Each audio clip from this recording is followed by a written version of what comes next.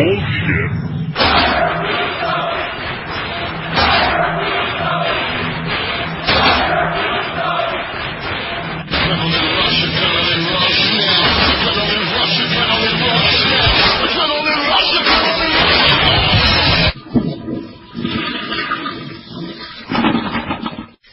All right, let's talk about iMPACT. I should note that they opened with the recap of the Dixie deal from last week's reaction, which, as noted last week, why would you air a major angle on the B show at 11 p.m. on Thanksgiving night unless you're just a complete fucking idiot? And the answer, of course, is they're complete fucking idiots. But they recapped it here, and I guess there was an addition that we did not see last week, which was them asking Dixie what's next. And she said she had nothing more to say tonight, but would have plenty to say in court.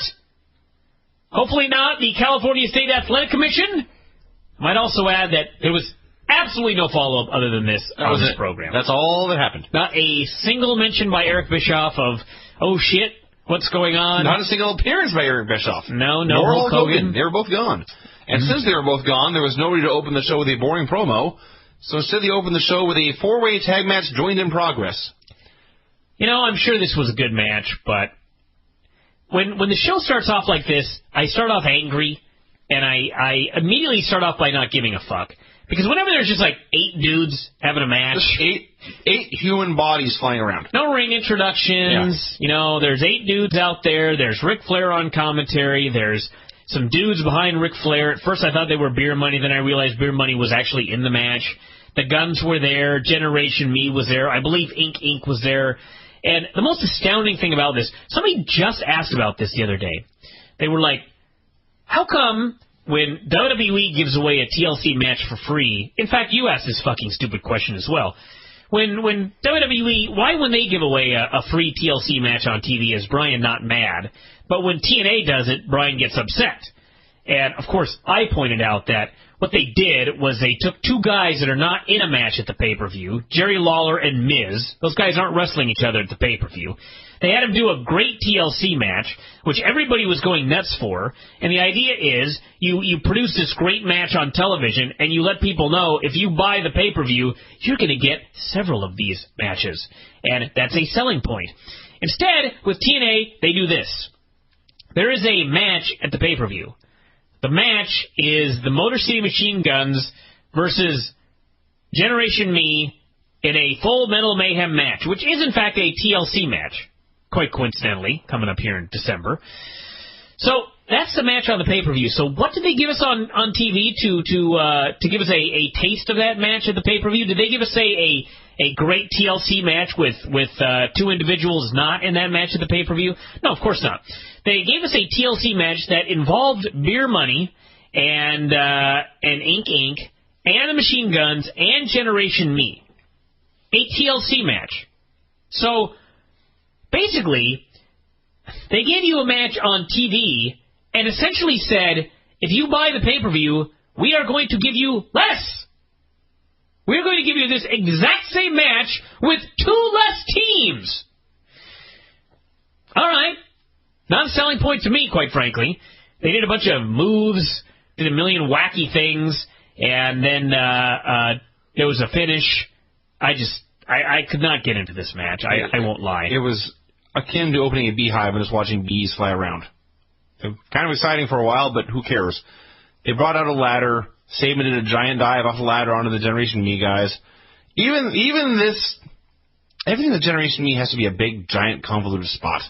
There was like a head scissors on the floor, and there was a chair shot to the head in there, and then Saban hit this giant dive. When he hit the giant dive, apparently it wiped out all 4 men on both teams. It then broke down into a tag team match. Yeah, I love that. With Beer Money versus Inc. And Inc. won. What are people thinking? Either the wrestlers or the people that put these matches together. This is not strictly a...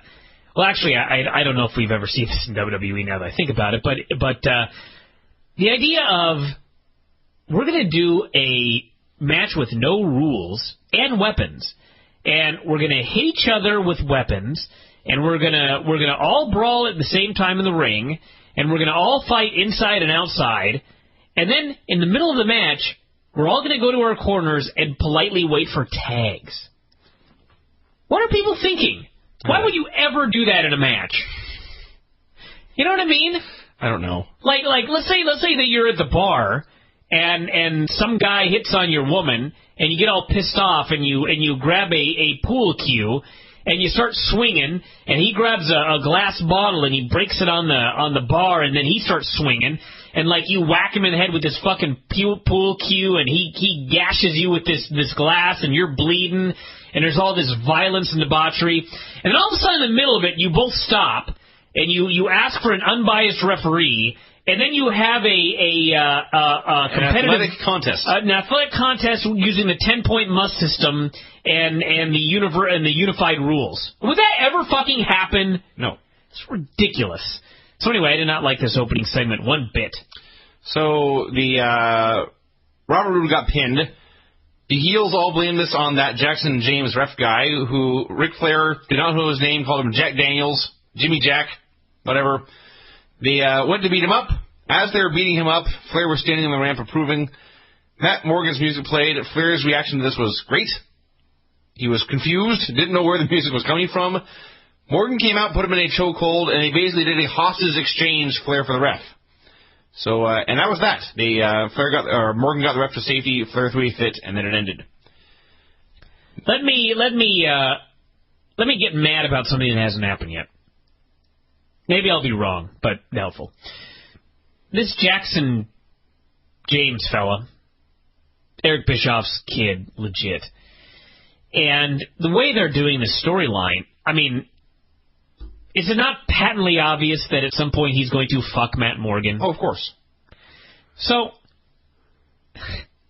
you know, this would be fine and all if I don't have a problem with knowing where shit's going. You know, like, I mean, I still expect Triple H to return Monday because, as noted, Sheamus just won King of the Ring, and Triple H's gimmick is King of Kings. Obviously, the feud when Hunter returns is with Sheamus. It all makes sense, you know what I mean? So if it happens Monday, it's not like I'm going to be pissed off that I figured this out. In fact, you would be pissed off if Triple H picked a fight with, say, the Usos. Well, yeah, that's the point I'm making here. Yes. See, if a blind man can see that Jackson James is turning, as long as it makes sense, great. But Jackson James has been beaten up by the heels and humiliated week after week. And that's going to continue all the way up until the day that he fucks Matt Morgan. And then he's going to hug all these men that have been beating him up for weeks and weeks and weeks. And they're going to celebrate because nobody saw it coming. Even though everybody saw it coming. Because this is every fucking stupid swerve that they ever do. Yes. And it's going to make absolutely no sense. Like every stupid swerve they ever do. Yeah. I'm not praying that he doesn't turn. But what would you say the odds are that Jackson James is going to turn heel on Matt Morgan and join up with Fortune? High 90s. High 90%. Yeah. So, I guess we'll wait until it happens. But there's my preemptive strike. See, I don't think I'll be angry when it happens because I know it's going to happen. They're going to do something stupid. Yeah. Well, how can I get angry about this anymore? So Mickie was backstage. She was going to sing tonight. She said she could not wait to sing her theme song. She's interrupted by Orlando and Eric Young. Eric, to make a long, stupid story short, he wanted to play cowbell. And he played cowbell down the alley. This took like a minute to do. So then we came back from the commercial. Mickie was doing her concert. She sang her song, so if you like her entrance music, you really like this concert.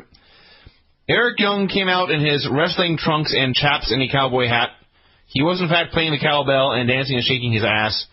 Mickie didn't know what to make of this. So then Tara attacked her from behind. Eric tried to make the save. Tara laid him out, too. That was funny.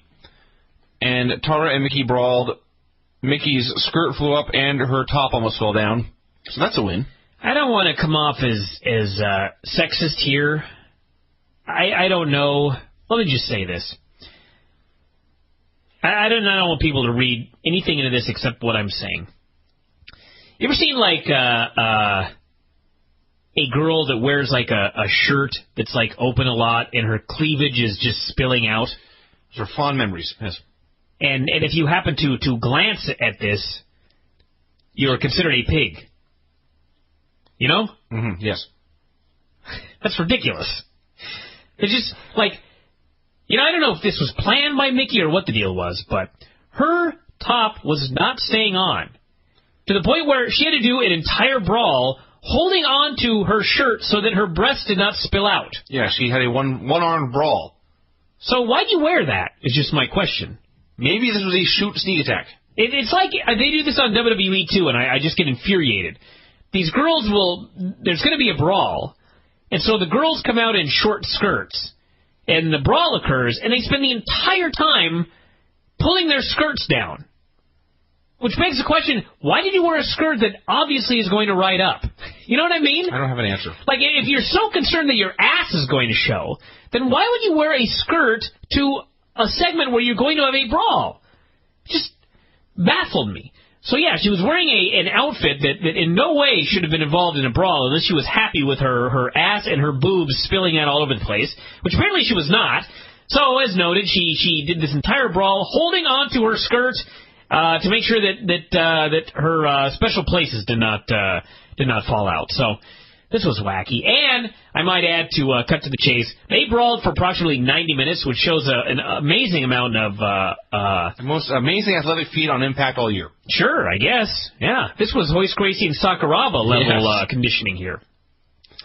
Yeah, Jackson James outright said he wanted to be Matt Morgan's referee so he could raise Morgan's hand when Morgan beat Jeff Hardy. Morgan said he didn't want to put Jackson in danger. So they've already teased Jackson being the guy who would screw Morgan there. Yeah.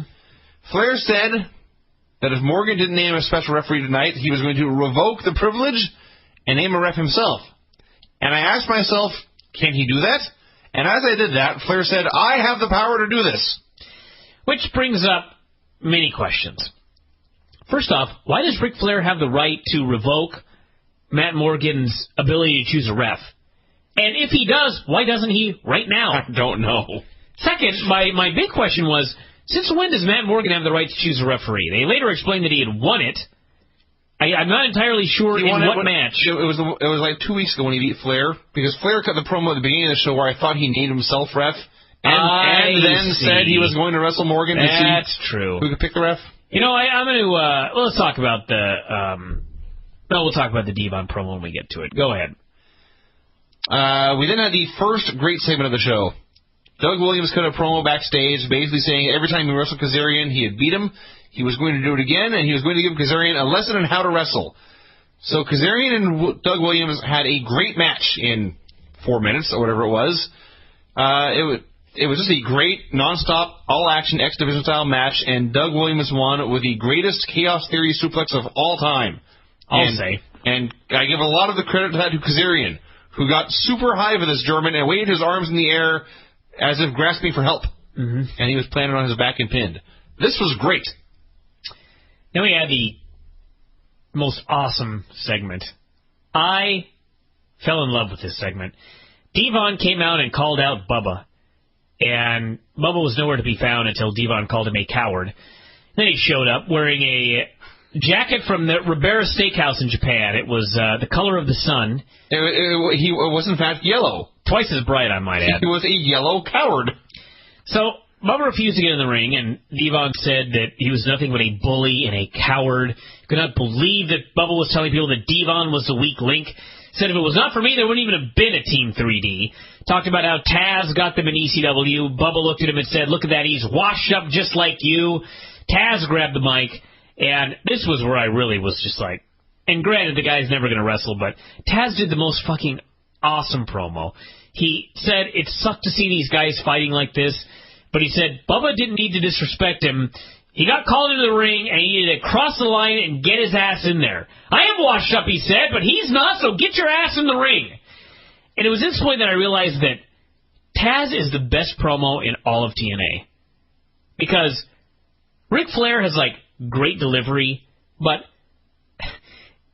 first off, half of Flair's promos, he goes into business for himself, and he says this weird bullshit that like, nobody makes him do again. So, you know, he fired Gunnar Murphy, and then they're on the show next week, and then he made that weird comment about how he can revoke Matt Morgan's right to choose a referee, which makes no fucking sense. He just says a bunch of shit, and then the other half of the time, he has such a great promo that everybody cheers him as a babyface. So, to me, delivery aside, that's not the best promo in the company. Taz, however, Taz is old. Taz is washed up. Taz is a fat announcer. But Taz's gimmick was that he was a badass that would fuck you up.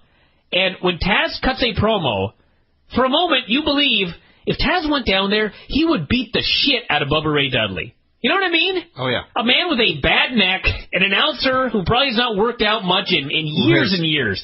50 pounds heavier than when he wrestled. His promos are out-fucking-standing. So, Devon was also outstanding in this deal here. Yeah, that's the only reason I must disagree with you that Taz is the best promo in the company, because I think he's the third best promo in this segment. Well, Bubba didn't really do anything. Maybe not. In this segment, Bubba Ray did not do anything to stand out, but show in and show out, he cuts great promos. Devon was the king of men here. Calling Bubba out. Literally, he called him a bully. It was a very simple promo, but it was very passionate, and it made sense. He said that if you wanted to jump me from behind, that's fine. Go ahead and come and get me now to my face. And Bubba wouldn't do it because he's a bully and a coward. Mm-hmm. So Devon, in fact, at one point put the mic down and turned around, and Bubba went to run into the ring. And as soon as he did, Devon turned around, and Bubba turned tail and headed for the hills. Mm-hmm. Devon finally said he is sick of this. He said, testify and let's do this. And he went through the ropes to get to Bubba. Bubba grabbed SoCal Val, hid behind her, then threw her into Devon and ran for his life. And then it ended. Somebody on the board was... This is a perfect segment. On noting the other day that I love the idea that Bryan and Vinny have that the same formula will work year after year. Please tell me any time in the future that the formula of a babyface who won't back down and challenges a coward to a fight, and the coward refuses to engage, and thus you want to actually see the hero get his hands on the coward. Especially when like this... Please tell me when this story is not going to work. They have already established that the coward does in fact have an ass kicking coming his way. Yes. This man needs his ass kicked. Yes. So anyway, I want to see this match. I am happy to purchase the pay-per-view to see this match. They better fucking not screw this up. They will. Let me tell you. I need to see... I don't care if Bubba fucks him and gets the win. That's what should happen if this is going to continue. Yeah. But I expect if AJ Styles runs out and beats up both guys, for example. Yeah. I expect that Devon will attack him without a lockup, because if they lock up, I'm going to be pissed off. But I think these two know enough to not fucking do a lockup. I expect Devon to jump him and beat the shit out of him for a long, long time. And then Bubba does something dastardly and underhanded and gets the win. And we have to pay to see a rematch at the next pay-per-view, presumably in a stipulation match. Hopefully these two guys... I was just going to say, they may be booking their own angle here. If they're booking their own angle, then we're in for a treat. There is hope then. In fact, there are high standards if they're doing that. The first match is a singles match, which does that is evidence to the idea that perhaps these two men are booking this. Yes. So anyway, this was the best Impact segment in months. I love this segment when it happened, and now that we've talked about it, I love it 1,000 times more. Yeah. This was perfect. We should have stopped watching here. Because the very next segment, I'll just read my notes. Pope and Joe, who are tag teaming for Christ knows what reason, talk about how much they hate each other. Yeah. Mm-hmm.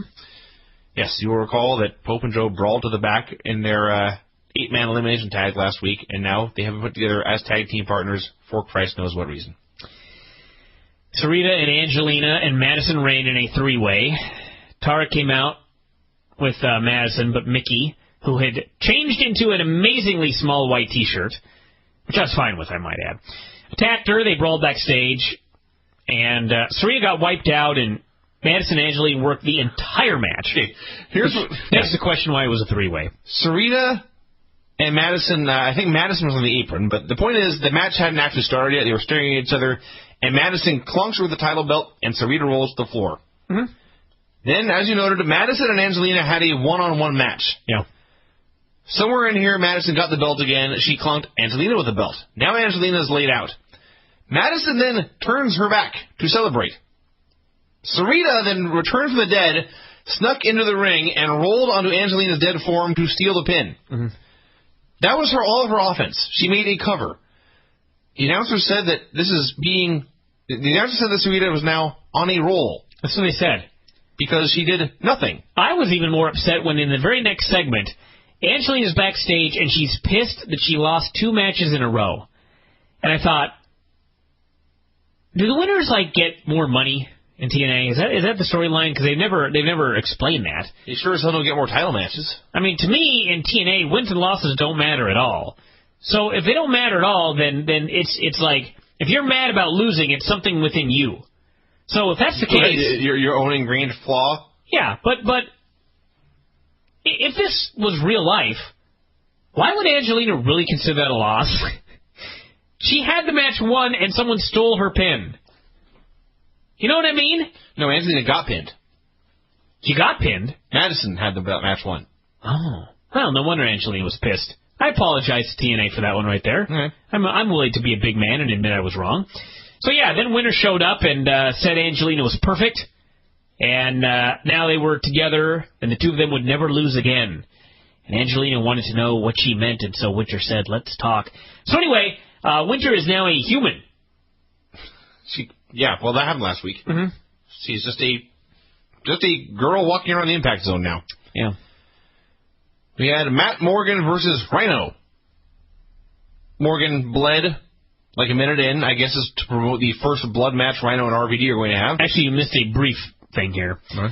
They announced that AJ and Doug Williams were wrestling on Sunday. And the only reason I mentioned this was because earlier in the show, I don't know if this happened because of the way that they taped the commentary or if they taped shit out of order, but earlier in the show, Mike Tenay was almost marking out about how he could not wait to see AJ versus Doug Williams in a match. And then an hour later, he announced it, and he could not, and this is Mike Tenay we're talking about here, he could not have expressed such utter indifference if he tried. I mean, he merely said, we've just been informed, AJ versus Doug Williams on Sunday. Matt Morgan and Rhino. And I was like, weren't you just going nuts to see this particular match, and now you announce it and you could not possibly care less? So that was a weird little faux pas. Yeah, they're bad at what they do. So, yes, Morgan was bleeding a minute. Brilliant. Yes, they had a fine match, all things considered. Morgan dodged the gore. He hit the carbon footprint, and he had the win, but fortunate attack for the DQ. Let me talk about that. Seriously. Matt Morgan is challenging for the World Heavyweight title on the pay-per-view Sunday, and you couldn't give him a win on television on the go-home show? Oh, Brian, you've got to protect Rhino. I figured that if I asked anybody why that was done, they'd have that exact same question, which begs this fucking question. Yeah? Why did you book this match then? Actually, there's an even better question to ask. Oh, that is a good one.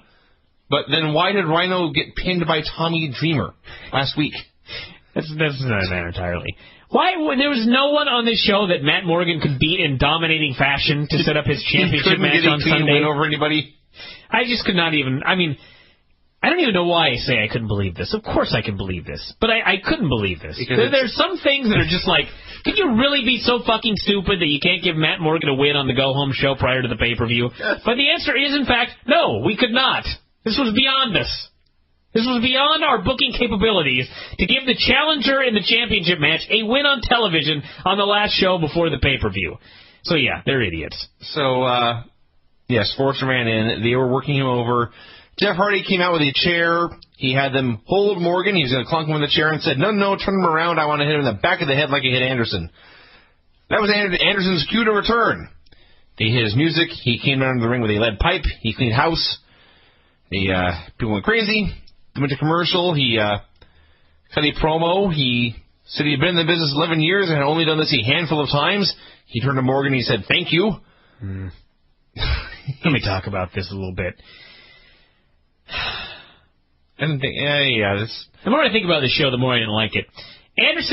Think about Anderson as I don't see Anderson as having top babyface charisma. I see him as having upper mid-card heel charisma. But when he came back, the place did go apeshit. They were so goddamn excited to see Mr. Anderson. And then when he cut this promo, he put them into a coma. Yeah. Yes. His promos are horrendous. They are horrendous. And this was a prime example of that. He managed to take an excited crowd full of pissers, like peeing on themselves, and made them just... Pissers, you say? Sure. Oh, what else? Those who piss. Yeah. And then by the end of this, they were just like, man, I'd like to piss on myself again for some excitement. That is a drop for you, everybody. Your mind just broke. I just can take no more of this. Yes, he talked about Jeff. He said they all hated each other, all the wrestlers, but they have a code. Jeff broke the code when he hit him in the head with the chair. He said he didn't remember what he did for the past month. That's a shoot. Which means he remembers everything perfectly. And he said, Jeff will get his, and he should be the guest referee. It took him like 4 minutes to get that out. Excruciating. And he does, I don't even know how to describe it, but he's trying to be funny. See, he's upper mid-card sort of comedy babyface. Yeah. Because people do like it, but he's telling jokes. Telling jokes that aren't really all that funny. They aren't really all that funny. Or witty. No. Nor is his delivery any good.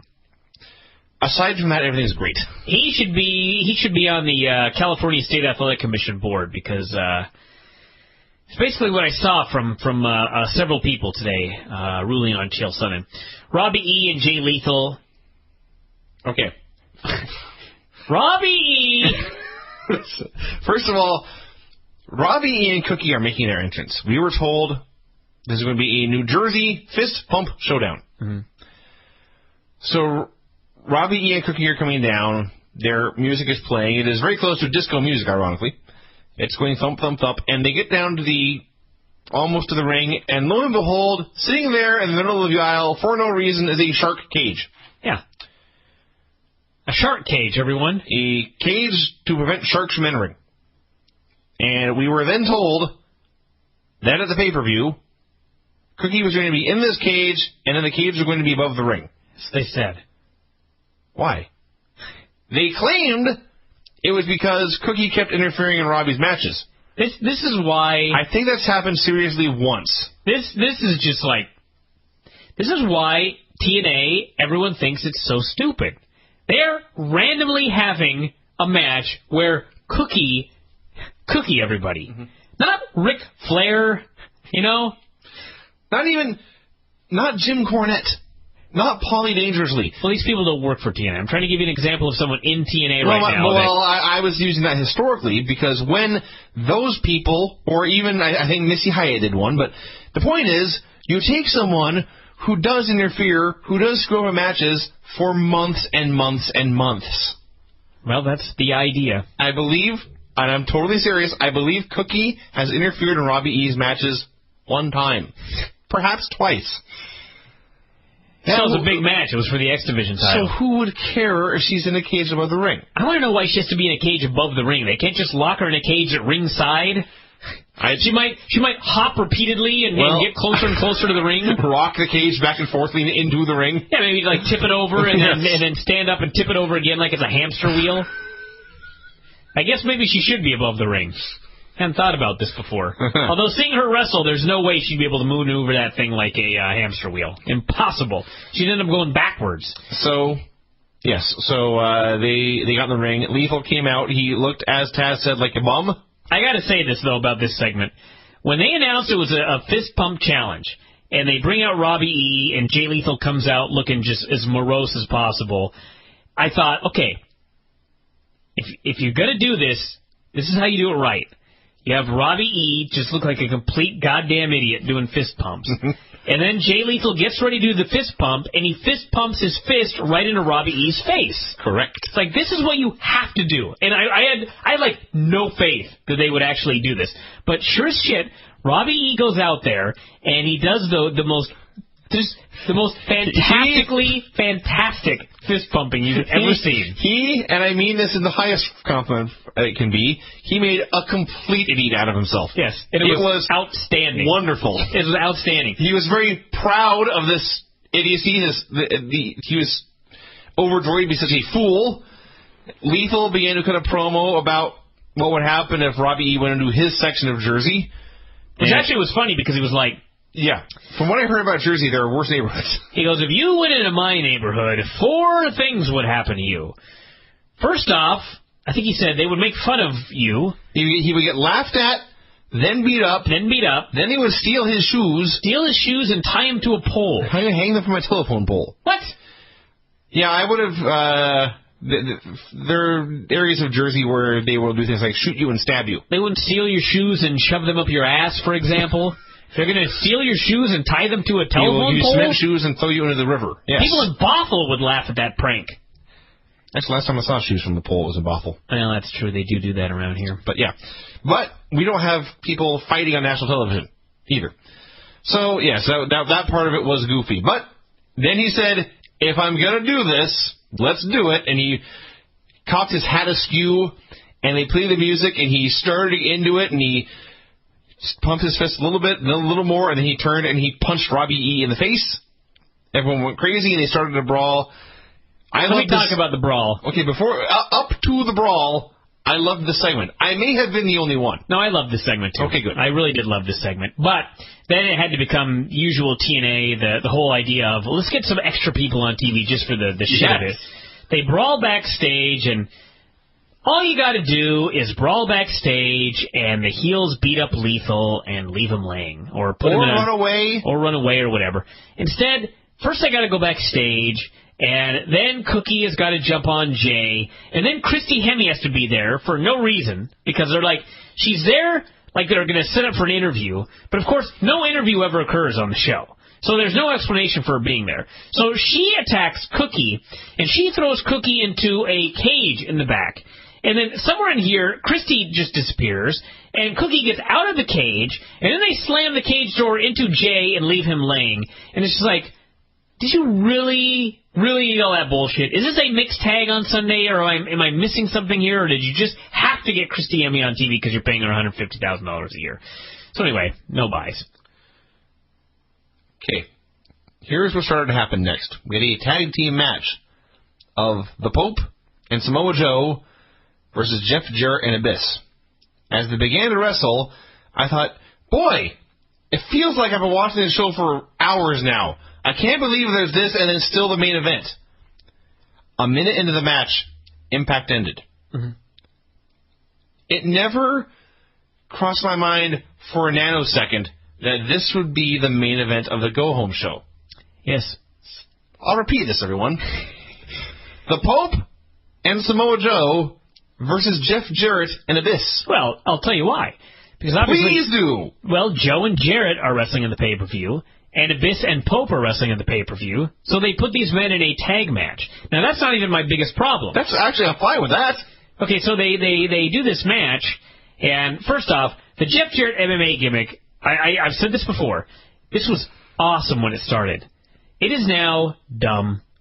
He goes out there, half the time he gets out-wrestled and he's horrible, and then the other half of the time he's randomly successfully applying arm bars and dudes have to get the ropes. He goes back and forth from bumbling buffoon to GSP at his peak. Can you fucking just decide what you want to do, you jackass? How long has Jeff Jarrett been in this business? And he cannot figure out the most simple storyline. And actually, he hadn't figured out for 2 weeks, and then it just got ruined. So this was stupid. And he went to get the guitar. Joe kicked the guitar. Again, you're facing Joe on Sunday. I presume Joe's going to get his revenge. So can you not just hit Joe with the guitar and put on a hold, and the ref wakes up, and Joe's unconscious, and Jeff Jarrett gets the dastardly win to set up the pay-per-view?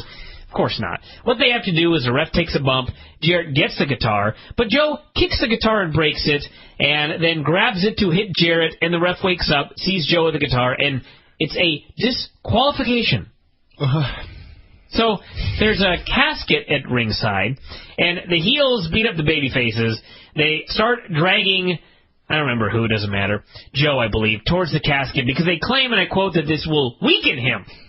If they put him in this casket, he will be weakened. That is what they said. Yeah, no shit, because there ain't no oxygen in that fucking thing. He'd die, which is weaker. But they're dragging him towards the thing, and of course, it opens up, and there's Kurt Angle So, the show ends with Kurt chasing off the babyfaces, which begs a number of questions.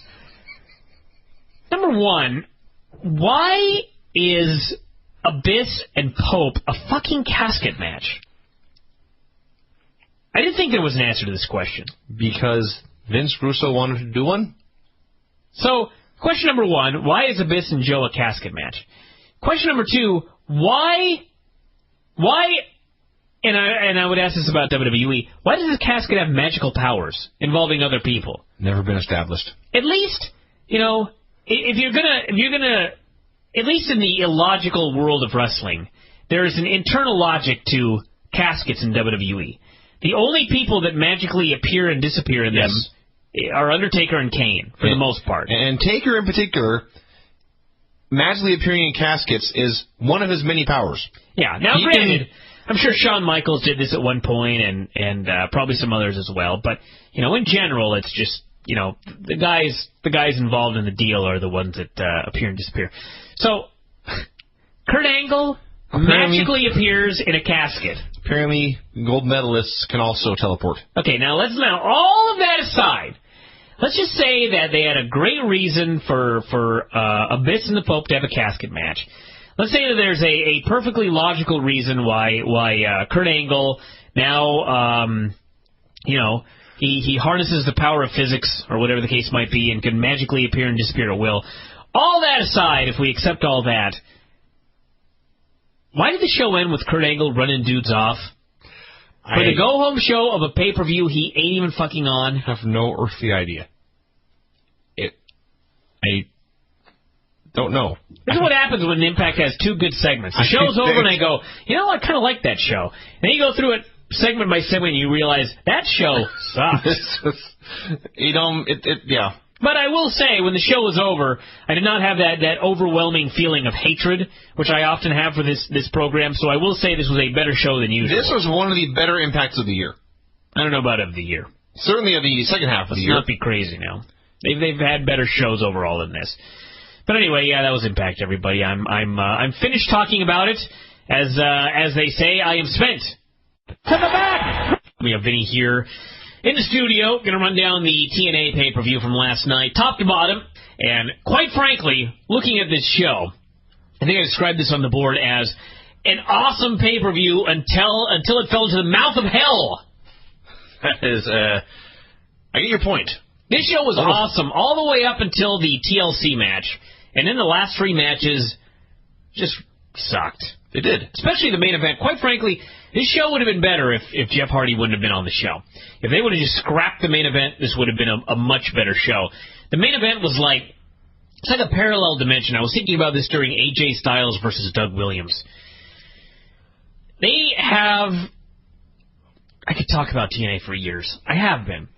So they have this deal now where there are important TNA pay-per-views and not important TNA pay-per-views. So, for example, Bound for Glory is important, whereas Final Resolution here in December is not important. The January show presumably is going to be important. That's why the Team 3D match is taking place in January, not on this show. So anyway, they've got these shows that are not important. Therefore, these shows are not overbooked. For example, if this were an important show, then guaranteed there would have been bullshit in the AJ Styles-Doug Williams match. You know what I mean? There would have been some sort of storyline, or there would have been some sort of wackiness. Instead, because this was a show that was a B show by TNA standards, think about that, everybody. They let the guys go out and have a great match. They had a 4-star match, an easy 4-star match. It was so awesome. And I was sitting there watching going, I wish every show was a B show, because they just let these dudes go out there and have great matches. But then, they just can't help themselves. See, I was going to say, there's a flaw in your theory. I just went back over my notes. I believe I counted 5 fuck finishes. Well, there is that, but still, at least you had good matches leading to fuck finishes. The last 3 matches were shitty finishes and shitty matches. So again, it's just like WCW back in the day where they had these awesome undercards, and you were so happy in the middle of these shows. And then the main events were so bad that when it was over, you would get all this feedback about how the show sucked. And I remember at the time going, the show really didn't suck. But the deal is, the last thing that you are stuck with is what you remember. Luckily, I'm a fair man, and I'm able to remember everything else that happened on the show. So I can say that this was, I'll go as far as to say it was a thumbs-up show. There was enough awesome stuff on this show that I recommend buying it. I recommend buying it and then turning it off at the 2-hour mark. Absolutely. But I recommend buying it for the first 2 hours. A great 2 hours until the show, as noted, fell off a cliff. So I did not like it as much as you, but I agree with your general consensus. That's because you were fucking around with your computer the entire time. If you were actually watching the pay-per-view, you would have realized this was a great show. My computer was giving me problems. Final hour. So it did open up it opened and closed in typical TNA fashion. Opened up with black screen, people cheering. Perhaps the eternal blackness that Jeff Hardy talks about in his deals. There was background music playing in the arena. It's so funny because this shit only happens in TNA. Like, you never see this happen. Even Strikeforce does not open up with, like, a blank screen. So there's a blank screen for a long time, and then finally everything starts working, and Mike Tenay does the first of at least 2 apologies on this show for technical difficulties. So, there you go. I don't even know why he bothered. People expect it at this point. So, open up with Beer Money and Ink Inc. 3.5-star match. They had a great opener. Beer Money is awesome. I don't know if anybody's noticed this, but they are great tag team wrestlers, and they brought the absolute best out of Ink Inc. This was the best Ink Inc. match I think I've ever seen. Both guys were really good. The fans were into everything. Beer Money got the heat. Good guys made a comeback. They did a bunch of cool spots. Didn't go on too long. Finally, it broke that into a 4-way. Shannon got cut off by Storm. They hit Jesse with the DWI for the pin. As noted, best match I've ever seen Ink Inc. in. So Jesse Neal has been wrestling for, I think, 2 years now. 2 thumbs up. Yes, he's great for his level, his experience level. I actually thought this did go on too long, so that's why I did not like it as much as you did. But it was still good. It was a very simple match. We had 2 teams competing, and then at the end, one of them won. So I gave this a definite thumbs up. Then we had some weirdness on this show. They did this twice. Tara and Mickie are going to have a Falls Count Anywhere match. Now, of course, in all sports, not just wrestling, the idea is you interview the participants prior to the match. Tara, what are your plans for this match? What do you think is going to happen here? Mickie, what's your prediction? Or whatever. Now, granted, the question's always stupid, but still, that's what you do. Not in TNA. They've made a change. Now they interview someone not in the match. In this match, Tara and Mickie, they interviewed Madison Rayne. And I don't even know what she said, because on top of this idea of interviewing the non-participants, they've got this new deal. Maybe it's not new. Maybe I just noticed it here. But they apparently put the camera on a swing set, and they set it to zoom in and out completely at random. Infuriating. Absolutely infuriating. I thought I might vomit watching this interview. We have here. seen many camera interviews done with a floating camera or a handheld camera with no steady cam on it, so it's a very shaky picture. The constant zooming in and out was something new. It was designed, I believe, to make us all nauseous. And Madison explained here that Tara had been brought back to TNA simply to protect the princess, that being herself. I remember when Tara returned like 3 months ago under the motorcycle helmet, and then they asked, why is she back? Did he ever answer that question, or was this the first time they mentioned it? I guess she was just allowed back. I believe so. Tara and Mickie Falls Count Anywhere. I gave it 3 stars. Not as good as her match last month. The deal was they really beat the hell out of each other all over the building, and per usual TNA women's standards, this was 10 stars. But, we don't always grade on a curve here. So they brawled all over the place. My only issue with it was there was no real story to the match. They beat each other up in the ring. They beat each other up in ringside. They beat each other up in the crowd. They beat each other up backstage. Boy, you're really selling this as a 3-star classic. There was a great moment where they were brawling in the backstage area, and Taz, of all people, says, where are they? And I thought, you're in the impact zone. You do every show here. Taz doesn't know the lay of the building. They're selling concessions here, for Christ's sake. Of course Taz knows where they're at. So they brawled all over. They beat each other up. They ended up in the bathroom. They had some plants running for their lives for some a poor attempt at comedy at the end of a serious match. And then from one of the stalls, outran Madison Rain, waffled Mickie with the title, and Tara got the pin. I could not for the life of me figure out if this was a swerve, because I could not remember what the relationship was between Madison and Tara. So I have absolutely no idea. It is a quandary. I give it 3 stars because of how hard they worked, but looking back at the match, I mean, it really wasn't a 3-star match. I probably was overrated. I believe you did. They did work hard. They did beat the heck out of each other. They did do some scary stuff. Most notably, Tara hooked Mickie for a pile driver on cement, and then it turned into a backdrop on cement. It was actually even scarier than it sounds, because it resulted in Tara being upside down over the cement for far too long. The other highlight was the commentary. We already talked about Taz not knowing where the concession stand was.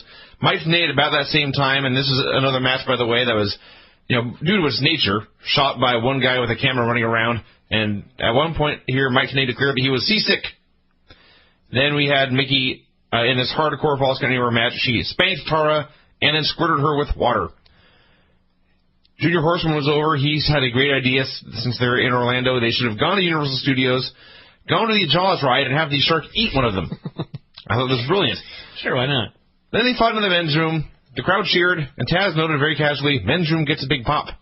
Yeah. So, yes, there were dudes in there running around, not washing their hands, as Taz also noted. Tara got a swirly, but it was not even on camera. Then, I don't know where the ref went, but the referee left. And then behind the ref's back, in a Falls Count Anywhere match, Madison sprayed Mickie with a fire extinguisher. Tara made the cover, then had to call the ref over. And several seconds later, he returned to count the pin. And then, for the last great comment on this match, Taz noted, this meant Madison had been hiding in the men's room for Christ knows how long. Yep. She just chose a random bathroom and went in there and just waited and hoped that they eventually got this there. This is the one where the women eventually brawl into. She couldn't have gone into a women's bathroom. Had to be a men's bathroom. I mean, his plan is I call shenanigans on this plan. If this were the 60s, I'd have just figured out wrestling was fake. Cookie and Robbie E. did a promo backstage, and this was where I decided, TNA should just stop doing television. They should stop doing interviews backstage, because the wrestling's always usually good if they let the guys work and such. But when TNA does interviews backstage, there's like one of 3 things that happens. Number 1, the guys don't know how to cut promos, and so the interviews are bad. Number 2, you get a guy like Ric Flair, who actually is a great promo, or Mick Foley, and they go to business for themselves, where like Mick Foley starts talking about writers, and Flair starts talking about firing people that don't actually end up getting fired. Or you've got C, which is Christy is interviewing Lethal and Robbie E. Robbie E. and Cookie. And Cookie starts calling Christy a bitch, which of course they do on every show. What a shocker. And so Christy blows her off and says, interview's over. Yes. Way to make your stars look like complete fools. So this was a fail. I will just summarize that by reading my notes verbatim here. Christy interviews Shore. That accomplished less than nothing. Yeah. Yes. Jay Lethal and Robbie E. Cookie in the shark cage. Cookie refused to get into the cage. I was like, I actually thought she was just going to walk away and not get in the cage, and they'd end a stipulation that didn't even need to be there in the first place. But that's not what happened. Although they did screw something else up later. They had Shark Boy. Seriously. Shark Boy came out and put her in the cage. So they put her in the cage, they raised her up, she looked terrified. I know I was. This company a half hour ago could not get their television show on the air properly. Listen, a show that can't even go on the air properly, you're going to put me in a cage and suspend me above the ring? Fuck that. But Cookie got in there, so more power to her. So they had a match. It was good in the ring. And then, of course, they had to kill the stipulation. You see, she's in the box, and she throws down a chain to Robbie E. Robbie's going to use it. Earl Hebner grabs it, throws it outside. As he's distracted, Cookie throws down hairspray. But Jay grabbed it from Robbie, sprayed him in the eyes. Hebner turns around, sees it, and calls for the DQ. So they had a shark cage stipulation for no fucking good reason. She interfered one time, and they decided that to prevent this interference, they need to hang her above the ring, at which point she interfered anyway. So yeah. Again, Happens all the time. A good match ruined by a shitty stipulation. A DQ finish here in the shark cage match. Anyway, this was not one of the good matches on the show. I did give him 2.5 stars in the ring, but... I probably underrated this. I went 1.5 stars because I was so angry about the finish. But yes, it was... Not only did they have interference with the stipulation designed to prevent interference, but also the babyface came off looking like a moron. Mm-hmm. So, not a lot good done here. Cookie was celebrating with the belt. Shark Boy came out, chewed her out. She slapped him. He gave her a stunner. Presumably, this leads to Robbie E versus Shark Boy, although never say presumably when talking about TNA. I also like that Shark Boy is absent for what seems like a year from this program. But then, because they have a shark cage match, they brought him back. Yeah. So we had Christy interviewing Tommy Dreamer, who managed to dress even worse than Chael Sonnen's lawyer. He wore a black long-sleeved shirt and a TNA trucker hat. Dressed for success here in TNA. Most truckers look nicer than this. So, he was doing the promo for the RVD versus Rhino match. Interviewed a different person. So, he said the match was, he wished them luck. He explained that 10 years ago, he said, Rhino broke RVD's leg, and they were best friends ever since. That is why they are friends. I gave up on this promo at that point after that. Yeah. Anything else he said, I don't know. That was too stupid to comprehend. Also, this had the same spastic cameraman from the earlier promo to make you ill. This match, RVD and Rhino, I thought was great. I gave it 3.5 stars. It was a first blood match, and I will admit I was getting angry during this match, and I had no reason to. Because, again, I was making presumptions about TNA, and this time I was wrong. I was wrong, everyone. I was watching these guys have a great match, and I thought, it really sucks that they're having this great match and it's not going to have a finish. It's going to end with some screw job involving a guy bleeding. Because, of course, why else do you book a first blood match except it's got to have a screw job? I was wrong. They had a great match, just a great match. And RVD finally put him down in the corner and put a trash can in front of his face, did the coast-to-coast drop kick. It crashed into Rhino's skull, busting him open. He was bleeding. He was unconscious. They called for the bell. Rhino is not under contract, believe it or not, and so this might be his last match for the time being until he signs a new one. So they destroyed him and sent him out a bloody mess. This was awesome. That finish did add a full star to the match. It was... I don't know if I've ever seen a first blood match where a finish this clean. Yeah. He put a weapon in front of his face, kicked it into him. It looked like it sucked. He came up bleeding a lot. The end. Mm-hmm. I appreciate not being insulted. There was also a point here where Taz was talking about what a great athlete Rob was, his flexibility. He said he has great flexibility in, this is a quote, in the legs, the spine, the buttocks. Yes. Rob Van Dam's flexible buttocks, everybody. He's flexible in the buttocks. In the buttocks. That's my lasting memory of this match, I'm afraid. Well, that tells us something now, doesn't it? I guess it does. Then we had a promo to set up the AJ Douglas-Williams match, and Kazarian did it. He did do this the entire show. Are the competitors too busy tonight? Or have they been too busy?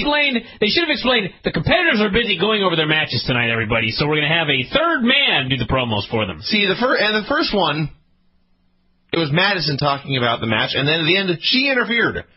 So at that point, I figured they were just going to interview the people who were interfering. So it was yet something else they do to get me expecting swerve. But then they don't swerve, and that's a swerve. Mm-hmm. Mm-hmm. AJ and Doug Williams, I gave this match 4 stars. That match ruled. I loved this match with every ounce of my being. It was so awesome. They did all of their spots. It didn't go on too long. Everything made sense. It was a perfect match. And at the end, they ended up outside. AJ went for a dive. Douglas avoided it. He grabbed him from behind, ran him into the guardrail, hit a Chaos Theory suplex on the floor. AJ was dead. Douglas threw him into the ring, set up for the Styles Clash. I was thinking, how do you get out of this, AJ? You just took a Chaos Theory suplex on the floor. This is going to be phony if you do something here. Well, he didn't. No. He was thrown into the ring. Douglas hit him with his own move and pinned him clean. I shed a tear. There's never been a more decisive winner in TNA. Yes, I like you, because the other thing about this is, this was the best match on the show anyway, but it could have been better. They could have gone out there and really tried to steal everything. They could have done every near fall on earth. They didn't. the match was... It was not going too long. It felt like they could have gone another 10 minutes easy, and they did not do a ton of near falls. So, yes, I expected AJ to kick out of the Styles Clash, and they would kick out of a bunch more moves. But no. He took a Chaos Theory on the floor. He took his own Styles Clash in the ring. He did not kill his own finisher. He lay down and was pinned. Mm-hmm. Fantastic. Story of this pay-per-view is TNA proved me wrong. And all I can hope is they continue to do that in the future. Although, the last hour of this show... They also proved you right. They proved me right, yeah. We had Motor City Machine Guns and Generation Me TLC match. 3 3/4 stars. I didn't feel this hit the 4-star mark. It was a stunt show. They did 8 billion spots. A lot of them were, quite frankly, really dumb. Thankfully, nobody was hurt at all in this match, believe it or not. Amazing in hindsight. They built up to this spot at the end where they had all these ladders in the ring, and they put a table on it, like a tabletop. And Sabin and Max Buck went up there, and they were standing on top of this very rickety structure, and they had a chair battle. And I'm sure it was a great idea on paper, but the structure was so rickety that they were swinging these chairs in very slow motion. And it looked, I don't know, it was not much of a chair battle. And Sabin won. Max fell off the structure, threw a table in the ring. Sabin grabbed the belts and won. Thankfully, the whole thing did not tip over and kill somebody. And very creative idea. Didn't quite work at execution. A lot of amazing spots. If you're a man who loves spot fests, this was the match for you. If you just like seeing human bodies fly at each other in unique and innovative ways, have I got a match for you? This one here. My favorite, and it's actually one of the simpler ones, Shelley had one of the bucks outside, and he lifted it on the floor, and he lifted him in either a power bomb or a victory roll position on his shoulders, and then Sabin from inside the ring hits the ropes for a Silver King dive into a body press on the floor. I don't recommend trying this at home. I don't recommend trying this in matches, actually. But they did it, and it worked, and it looked awesome. They did a bunch of other stuff. Most of it looked, if we're going to be brutally honest, most of it looked phony and planned and like they were following a script. Such as when they did some very complicated double facebuster thing with a chair where Shelley tossed a chair at the Buck, and the Buck held it in front of him, and he shouted, "Way to hold it." Way to hold a chair! He shouted, I should say. Yeah. There was also a point where they were doing... Well, in one of the billions of spots, there was a point where literally one guy in the crowd was chanting TNA. That's bad. Then they did the finish, and the finish, it terrified me. This was a very scary thing they were doing if you saw this, because it was not very stable, this table on top of the ladders, and the payoff was a spot that was just so goofy. And I was a little angry that they did something so dangerous for such little reward. But yeah, the match, I went 3.5 stars, but it was really, really fun, and if you like just guys doing crazy stuff, then you probably like it even more than we did. Now, I know we have some listeners that have some issues with listening comprehension, so I want to make this very, very clear. Up to this point, this show was awesome. There were a lot of great matches on this show. There was a 4-star match, a 3 3/4 star match, a 3.5 star match, and more. Up to this point, this was one of the best pay-per-views of the year.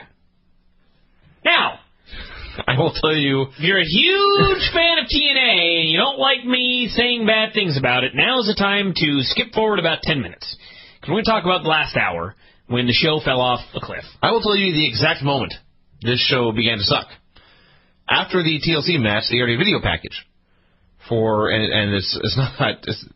There's another video package a moment later, but this was a video package for the Pope and Abyss feud. As you recall, or you may recall, they were having a casket match on the show. The point of this video package was to explain how they went from Pope wrestling Abyss and having his congregation and his brother turn on him and betray him to Pope and Abyss wrestling in a casket match a month later. Suffice to say, this video failed to make any kind of sense. Yes.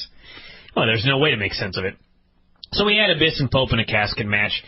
And, of course, very early on, Pope takes a backdrop over the top and hits his lower back on the edge of the casket. You guys think I'm joking? No. Swear to God. They recreated the spot that legit broke Shawn Michaels' back and put him out of the business for 4 years. Yeah. Thankfully, Pope was not killed. So Vinny went to the bathroom, and quite frankly, he took a piss.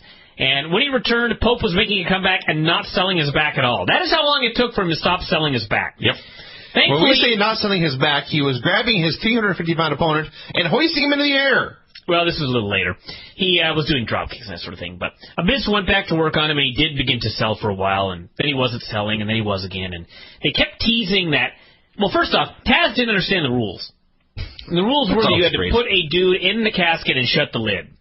So Taz was confused, and it had to be explained what was going on. So they get put in the box, and they're teasing shutting the lid. And, of course, nobody really cares. Because who the fuck cares who wins a casket match between Abyss and the Pope with nothing on the line? I don't know. So they're trying to create drama. Nobody cares. They also did a horrendous job of teasing these quote-unquote near falls. There was a point where Abyss had Pope in the box, and he was trying to close the lid, and Pope blocked this by essentially doing a bench press. Mm-hmm. He put his hands up on the lid, and he pushed upwards. Mm-hmm. Meanwhile, Abyss is on the apron with one hand on the box trying to close it. You weigh 350 pounds. Yeah. Jump on top of the box. It gets better. It will close. Pope makes a comeback and starts lifting Abyss. With his bad back, he decides in his comeback he's going to start lifting the man, doing atomic drops and the like. And even Taz is like, not sure if that's the best idea with a bad back, lifting such a huge man. Yeah, no shit. So they keep doing their spots, and then they do the spot. Would you like to explain the spot, Vinny, or should I? I will do my best. So Pope makes his big comeback, runs wild, and then he throws Abyss into the box. Now, everyone else, every other time they tried this, they merely stood on the apron and tried to slam the box from there. Pope takes it upon himself to climb down to the floor, stand at one end of the box, and try to close the lid. This takes a long time. He climbs down from the apron, strolls over to the end, raises his hands, puts them on the lid, and tries to shut it. And then there is a thud. The thud was Abyss's fist striking the end of the box. There were a few of these, and then finally there was a crack. The crack was Abyss's hand punching through the end of the casket. His hand punched through the casket. He reached out. He grabbed Pope apparently by the penis. Yeah. And pulled him into the box. Yeah. And Pope sold this, which sure, that would hurt. Yes. But never had anyone do it to me. I don't want to try it. I'm willing to suppose this hurts. So they do this spot, and then like a couple of minutes later, they're brawling on the apron, and Abyss kicks him in the nuts, and then choke slams him into the casket for the win. And I thought, so we had two turning points in this match involving the dude's cock. Is this building some sort of perverse stipulation match that I don't want to know about? So let's not go there. Let's not even raise the question. So anyway, this match sucked. This match star. I gave it 1 star. I went 3/4 star. Yes, and also, by the way, if Abyss can punch through caskets, he can sure as hell beat the Pope faster than this. Then we had a horrendous skit. Well, no, first off we had, I guess we did have that, yeah.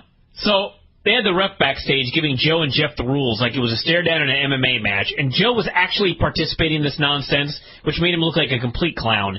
So then Gunner and Murphy ran in and attacked Joe, and I'll just tell you what they were supposed to have done. They hit his ankle with a nightstick. What they really did was start waving the nightstick back and forth over his foot. Kind of like if you had something you needed to shake before you opened it. That's what they were doing with this nightstick near Joe's ankle. This was horrible. Absolutely horrible. Then Jeff Hardy, a video started to play and then ended abruptly, to which TNA had to apologize again. We played the wrong video. Thanks, Mike. And then the right video played, hyping up Joe and Jarrett. So Joe had just had his ankle worked over. He limped down to the ring defiantly. That's great. They began doing this match, and Joe rather quickly, with his bad leg, said, hey, I know. I'll go to my back and try to pull guard. He went to his back. He dared Jeff to enter his guard. Jeff did so repeatedly, and every time Jeff would quickly slap on a submission, and Jeff would have to get the ropes. Great. This all makes sense. And then Joe began running around the ring, doing sentons and power slams and whatnot. He was fine. Yeah, the finish was, Joe put him in a bunch of holds. and so many holds he knew he was losing.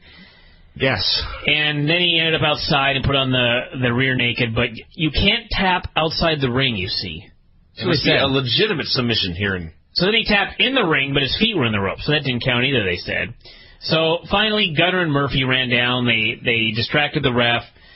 Jeff put him in the ankle lock after, because of course his ankle was injured, and then Joe tapped.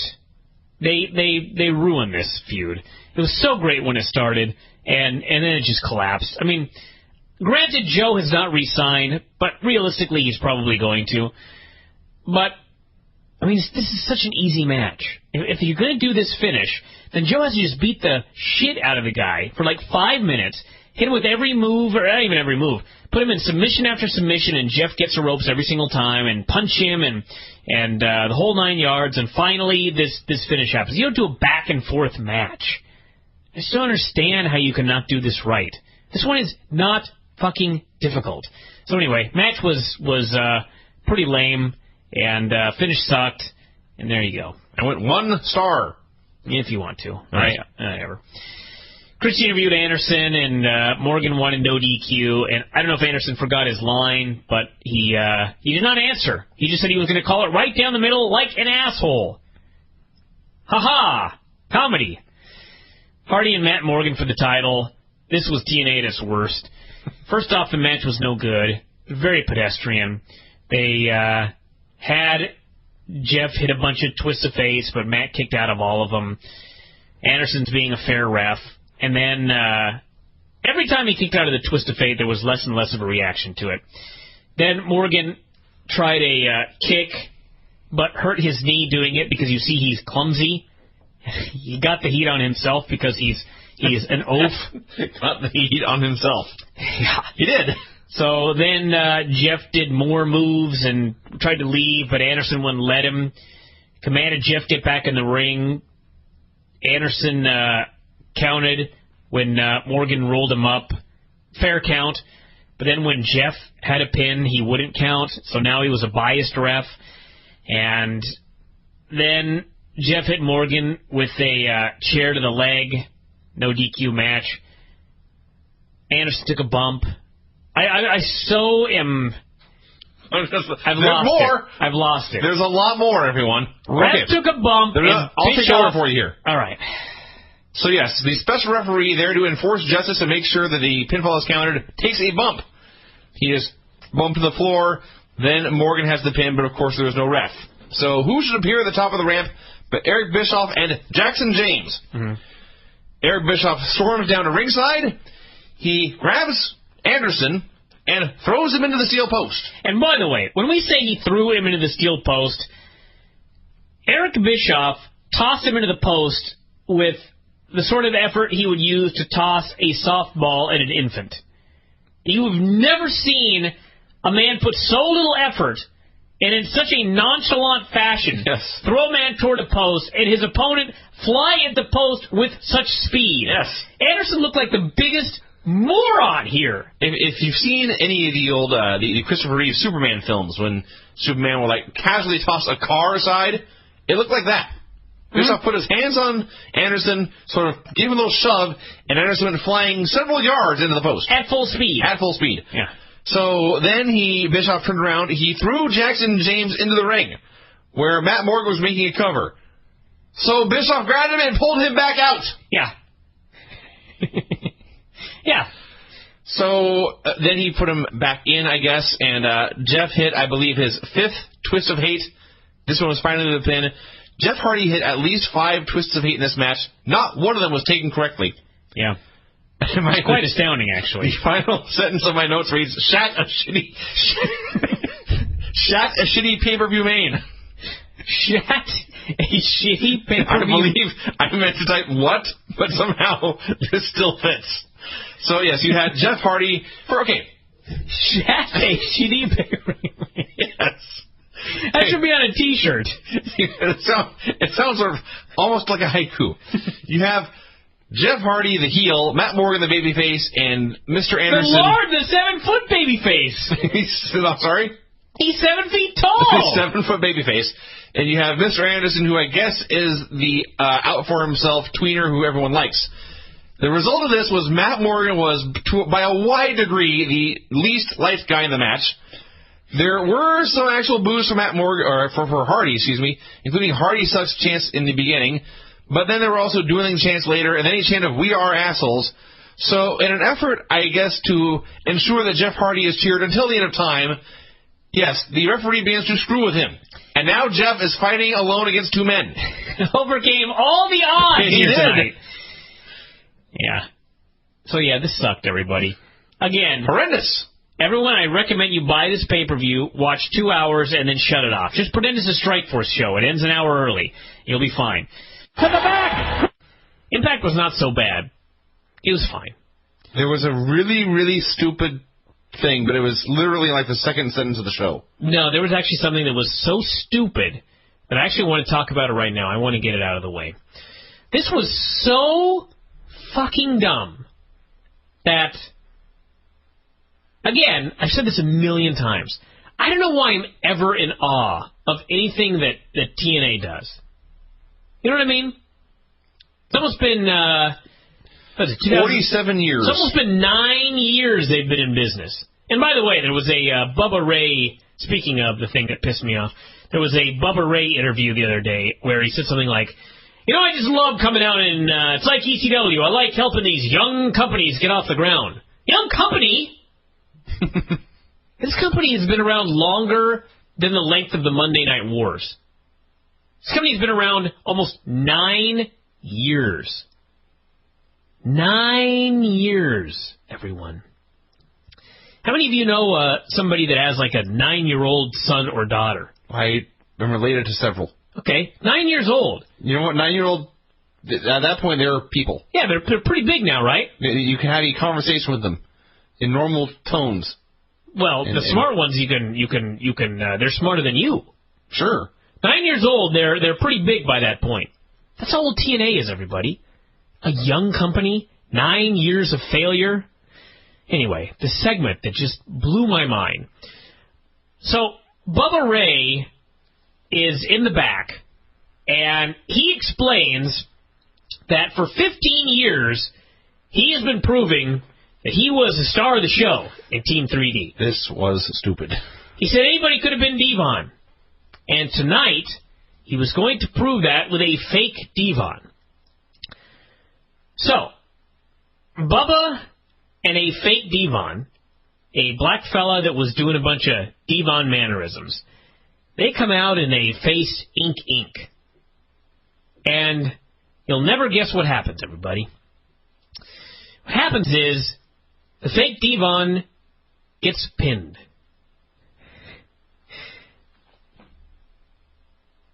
Well, listen to me. How fucking stupid do you have to be to fuck this up?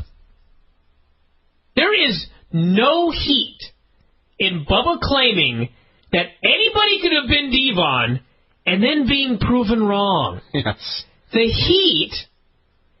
heat, you dumb fucks, is in Bubba saying that anybody could play the role of Devon and then be proven right. So you have Bubba get a black fella playing the role of Devon. He comes out. You get 2 skinny, pale, uncoordinated, complete, untalented jobbers. And you have Bubba and the fake Devon beat them. And then Bubba says, "See? I was right. Anybody could have been Devon." And then you have the people, theoretically, because it's TNA, they'd fuck this up somehow. But the people say, "God damn it, I can't wait to see Devon kick this guy's ass. I can't wait to see Devon beat this guy from pillar to post." This fucking guy comes out here and tries to claim that anybody could have been Devon, and these are the guys that he beats to prove it. Yes. What an asshole. Oh, no, not in TNA. No. Bubba comes out and says anyone can beat Devon, and then he's proven wrong. You know what I mean?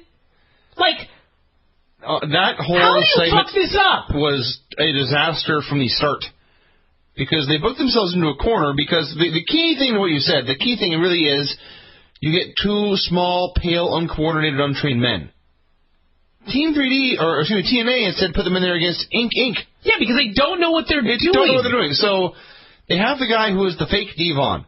We were all supposed to believe this guy is an incompetent pro wrestler. That's the story. He is a goof that Bubba found to be anyone who can fill Devon's place.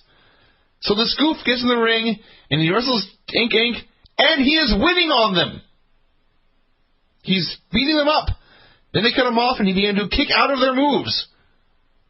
And they did finally beat him. They eked out a narrow win over the fake Devon. But yes, this should have been Bubba and Devon against two guys we've never heard of before. They should have killed him in 3 minutes. Devon still sort of fucked stuff up, and Bubba sort of saved it for him, because then it just makes Bubba look like a bigger asshole. I just don't understand why it's so hard to do pro wrestling.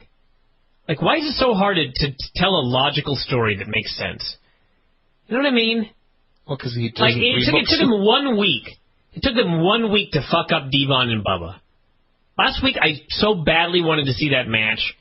Then it turns out it's not even on the pay-per-view. And now they've got 4 more weeks to write things for Bubba and Devon. And after 1 week, they fuck the entire thing up.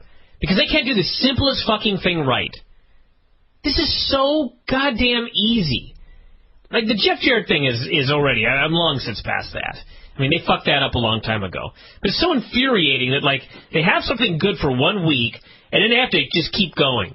And they bury it 8 feet under the earth. Why the fuck would I care about Devon wrestling Bubba now? Bubba went out there, talked some shit, and he was proven wrong. He ended up looking like a fool. The fuck am I paying for then? He's already been embarrassed and humiliated. Why do I need to see someone beat up this dumbass now? He has gotten his comeuppance already. You gotta... Jesus, this is so fucking easy. And they're so idiotic. So goddamn stupid. That pissed me off. All right, let's talk about the rest of this stupid show. That was stupid. The hell was that? That is this computer. When I scroll to the top of the page, it goes beep. Quit making the computer flip out like that. My old computer didn't do that. Well, it's got a new one now. It's not new. It may be newer. It's yours and not mine. Anyway, what I thought was stupid was the show opened with Eric Bischoff and Immortal having a meeting backstage. He didn't even care about this. See, Eric explained that they were in legal limbo because of the injunction Dixie got from the judge and wherever. Hogan was temporarily banned from the company. He explained they were going to be in court. They needed to win the court case, and the best way to do that was to win their wrestling championships in this company. I mean, that's why they gave Jeff the world title. He's in court. I see. Yeah. That... See, I didn't care because they always say this. How many times they did a stupid storyline where the belts have power? That's right. If we win the championships, we're going to have power in this company. He scolded AJ here because AJ lost his belt at the pay-per-view, and because of this, he said, "We have all lost leverage." You know, I don't know what that means. I don't know what any of this means. It annoyed the fuck out of me. So then Rhino shows up and wants his contract that Eric promised him, and Eric just wrote no on a piece of paper. Rhino got mad, and then they all beat him up. So, we go from a backstage meeting with Eric Bischoff and Immortal to an in-ring meeting with Eric Bischoff and Immortal. Mm-hmm. They all walked down to the ring. It was literally the exact same crew that was in the back. Eric brought out Jeff, said Jeff was the great champion, but he needed worthy challengers, and that's why he called out Matt Morgan. That's comedy. Morgan came out with a pipe, and perhaps speaking of pipe, either Gunner or Murphy was standing behind Eric, and he was on some intense stimulants. This man was wired. So Bischoff kissed Morgan's ass for a while, said he did great in the title match. The only reason he did not win was because of the incompetent ref. It was all Mr. Anderson's fault. So he said he was going to book Morgan versus Anderson, with the winner getting a shot at Jeff Hardy. Morgan was upset. I love the idea that he said you deserve a third try. Continue to fail, and we'll keep giving you tries. We don't want to elevate anyone else into this spot. So, yes, Morgan said Anderson was still not clear to wrestle. Bischoff said, well, if he's not clear to wrestle, if he's still too hurt, then he's useless to me, and he will be fired. I don't know what they do with the tapings, but it seems like they're leading to a three-way. Maybe I'm wrong. But if that's the case, maybe I can rant about that after it takes place, because most of me believes they can't possibly be that stupid. But then I realized TNA, so most likely actually, that's what given the promo about an hour into the show, nothing would surprise me. It's just astounding that, okay, so Anderson really got hurt, so you needed something to tide everything over until he came back. And so you chose Matt Morgan, who had a bad match with no heat on a show that nobody cared about. And so your first course of action after this is to book the match again, a second time. And then, when Anderson is finally ready to return, instead of just getting rid of Morgan, now you've got to keep Morgan in the fucking storyline with Anderson. What? He must be in the match too. Yeah. I don't know. Mike Tenay explained to us that because of passport issues beyond her control, Hamada was, turfed, basically. But that was their excuse. Yeah. She had passport issues. Therefore, they're having a tournament to fill the women's tag team belts. Mm-hmm. They couldn't just put them on the shelf. No. The belts had to be brought back. Of course. They're very important, Vinny, because the girls need leverage as well. I suppose. We had the Team 3D segment we talked about earlier. Everything about it sucked. We had Tara warming up for her concert backstage. She was singing badly. Generation Me told up and told her she was singing well. She made them take their shirts off. She spanked their ass. Came back from commercial. It was Tara's concert. She was badly lip-syncing to her theme song. All three of them were badly dancing. Thing with this was, it was good for 10 seconds. But it went for a minute. It had to go 10 times that long. Yes. So, Is the concept of less is more really that hard to comprehend? It's like we say... it's not like this is a wrestling thing. This is a life thing. Well, I was going to say, we say the same thing to people who make drops for the show. You make your joke, you have it be funny, and then you end. Yeah. What is this is funny, so we're gonna keep showing it. Because it'll be funnier, I guess they think. It's not how it works, everybody. Less is more. This whole show, if you took out half the shit on this show, it'd be twice as good. They're too stupid to figure that out. They're like, the show sucks, so let's put more in. Bad idea! So, they're singing and dancing. Mickey came out and attacked Tara. Eric Young came out and apparently took out both of the Generation Me kids by himself. Mm-hmm. He just started brawling and disappeared. The girls brawled for a long time. Mickey said it was time to put an end to all this. Again, far longer than they needed to get the point across. All their brawls go far too long. Mickey said it was time to put an end to this. She just challenged Tara to a cage match, and so help me God, I actually believed she was going to say next week. But no, it was tonight. Tara didn't say anything, but they played the music. It's so like all those Ultimate Fighter shows where the coaches had a quick pull apart and everybody jumped in immediately. Mm-hmm.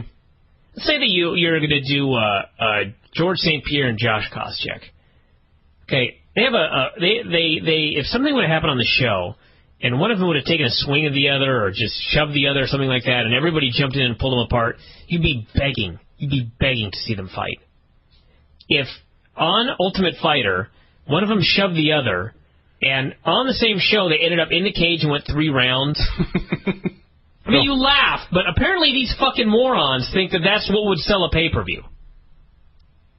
Right. They're morons.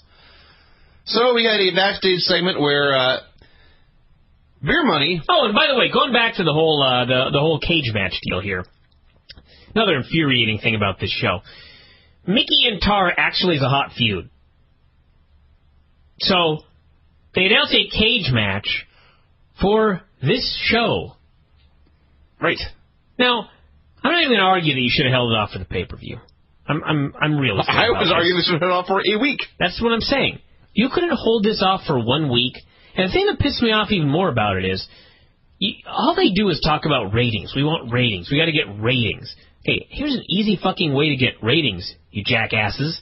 You get a match like this, a hot feud, and you book a cage match, and you say, we're going to have it next week. You gotta tune in next week to see this show. Tell your friends. No one fucking calls their friends when Impact is on. Get real. Say, next week we're doing this cage match. Put some fucking commercials on Spike or something like that. I don't know. Do your tweeting.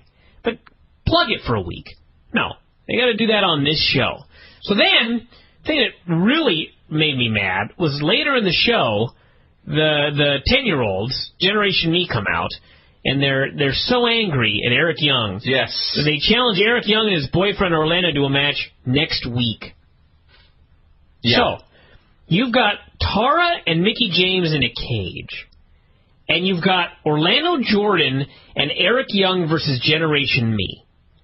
Which one do you hold off for a week to promote? Well, obviously, Orlando and Eric versus Generation Me. Obviously. That's clearly because the way done. that's the conclusion that they came to. This is the one that we need to hold off for a week. Well, you will get Tara versus Mickie in an hour. In an hour. Call your friends. I bet not a single fucking person in the world called their friends. And no one really does that. They were probably watching the show the next day on their DVRs. So, we had... Beer Money was backstage with Gunner and Murphy, and they explained to Gunner and Murphy they wanted them to rough up the machine guns. Mm-hmm. Let me repeat this. They wanted the machine guns roughed up, and the men they set out to do this chore was Gunner and Murphy. Yeah, of course. Apparently there were no Girl Scouts available, or blind men. They sent out the guys who always get beat up. Actually, Gunner and Murphy looked all right in the match. Of course, they're in with the fucking Motor City machine guns. Hello? You're missing my point, though. What's the trap? I realize that. They send out the guys who get beat up every week to do the beating. That's heel stuff. I'm fine with that. That's cocky heels making a stupid decision. Great!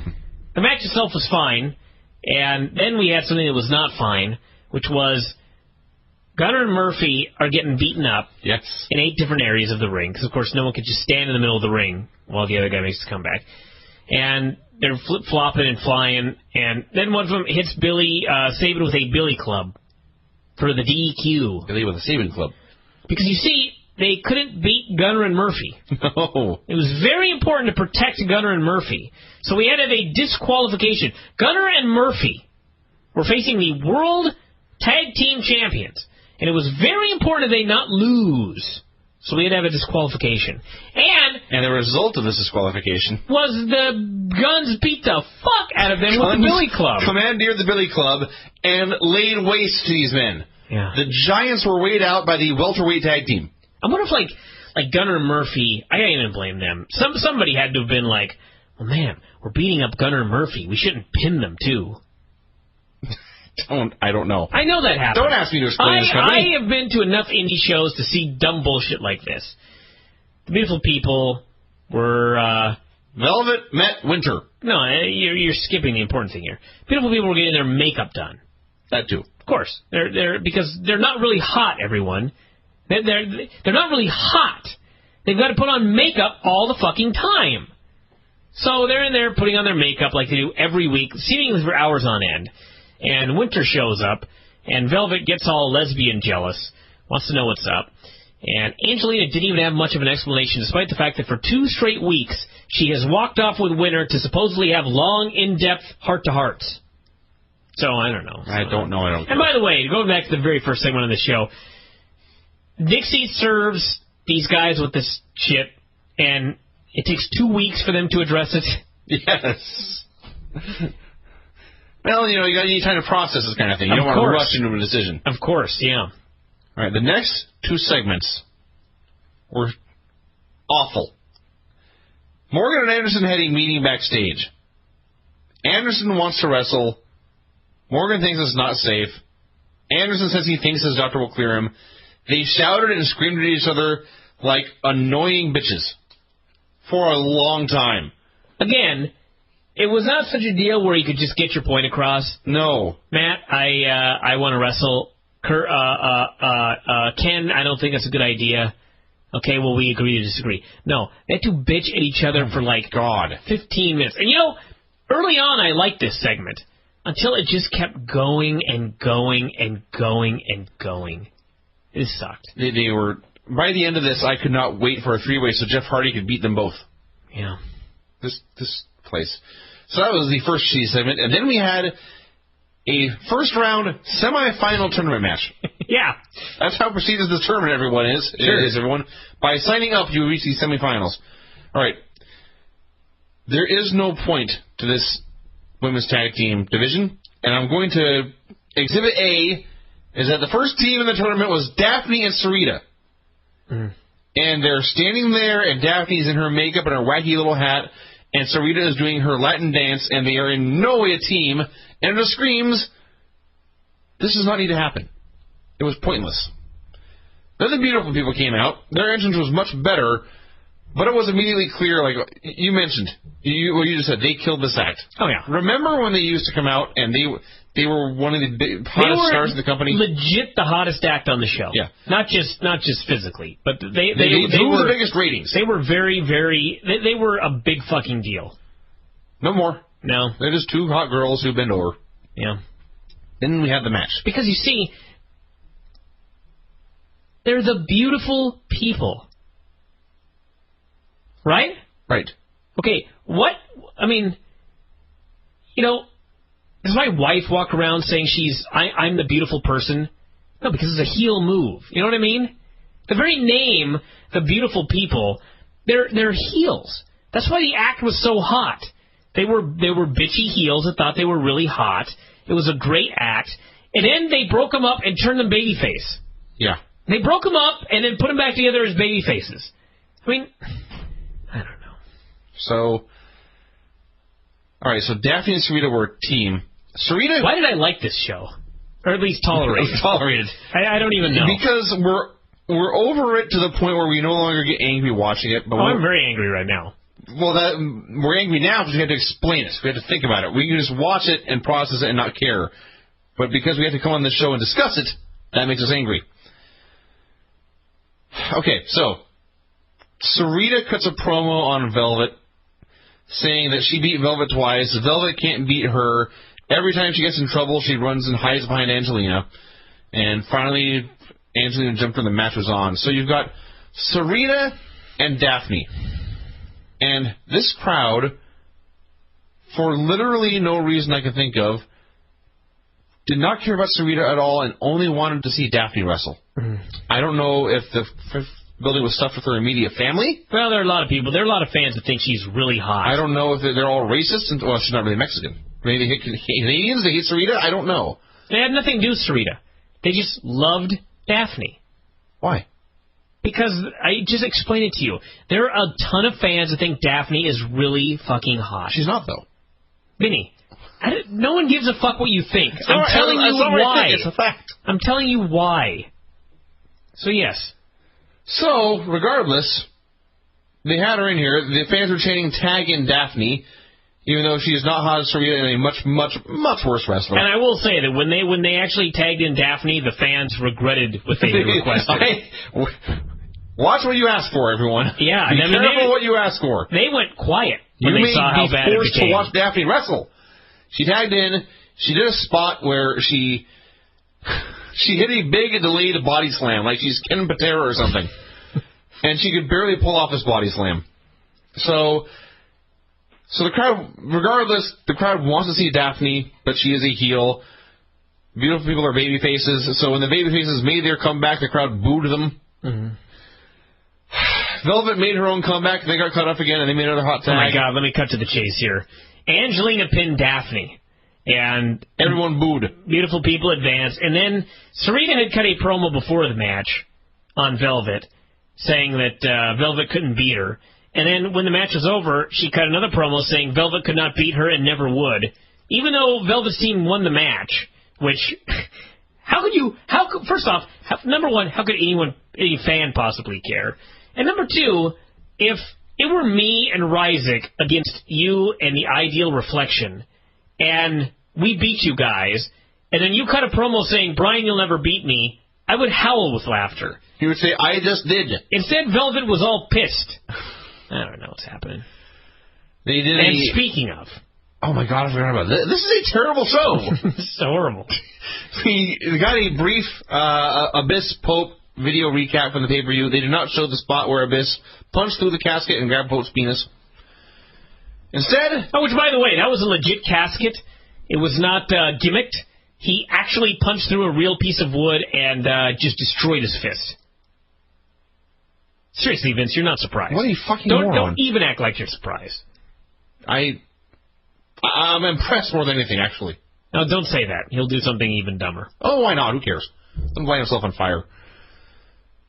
The casket was wheeled down to ringside.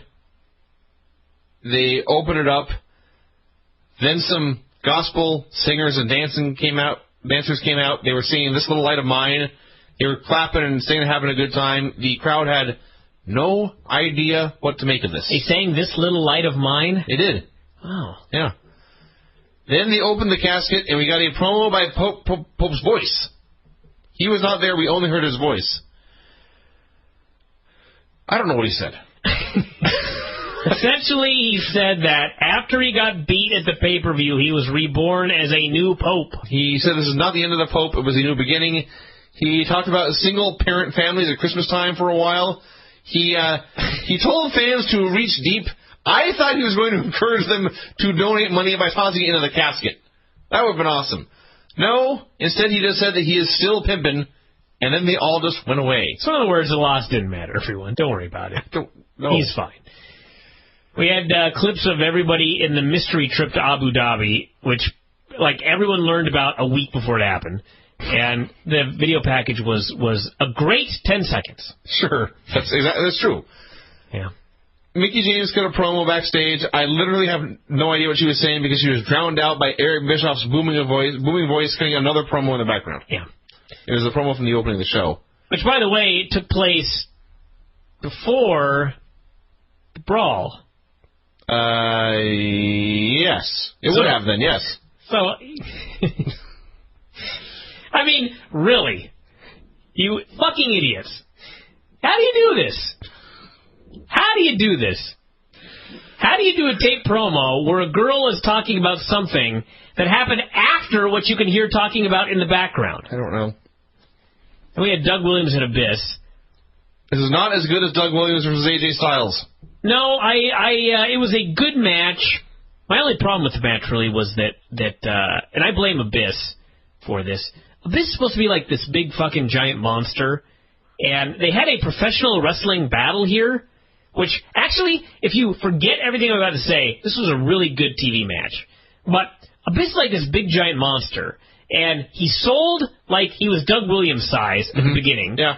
And then he got the heat, and then Doug made a comeback, and Abyss sold like he was AJ Styles. Yes. It's like, hell of a monster you are there, all buddy. All his moves were based around running around and moving at fast speed. Of course. The only spot they did was Doug teased a Chaos Theory suplex, which was not going to happen, and everyone knew it.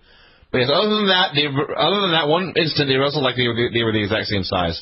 Yeah. So Doug won with a schoolboy. Abyss hit an exposed turnbuckle, and then as Doug was going up the ramp, AJ jumped him, gave him a Styles Clash on top of the ramp.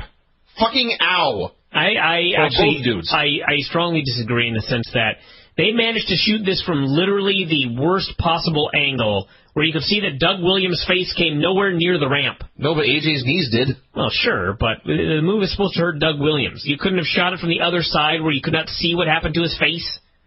Your point is valid, and it's TNA, so the answer is no. We have the segment where Generation Me challenged Orlando and Eric for next week. Jarrett came out for an MMA challenge. I got to talk about this. Have at it. I don't know if this happens. Maybe this happened here, or maybe it happens next week. I presume it happens next week. But they're doing the open challenge where Jarrett offers $100,000 to anybody who can get in the ring and tap him out. And so at one of the tapings, they had planted some muscular indie workers in the crowd as plants, 5 or 6 of them or something like that. And so when he issues the open challenge and these indie guys start coming over the rail, well, a bunch of fans, muscular, angry fans, drunk, also started going over the rail.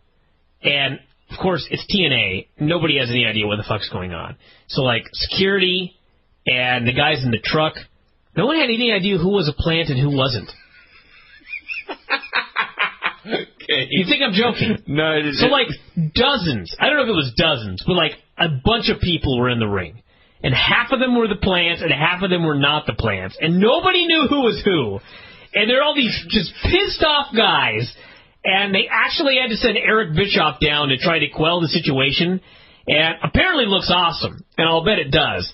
But could have been a disaster right there for TNA. Because, of course, They're complete idiots.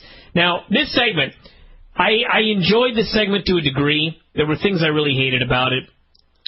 First off, Jarrett issues his challenge. A couple of guys in the crowd offer to come in. He turns a few of them down. He finally finds a fella, Mike from Brooklyn.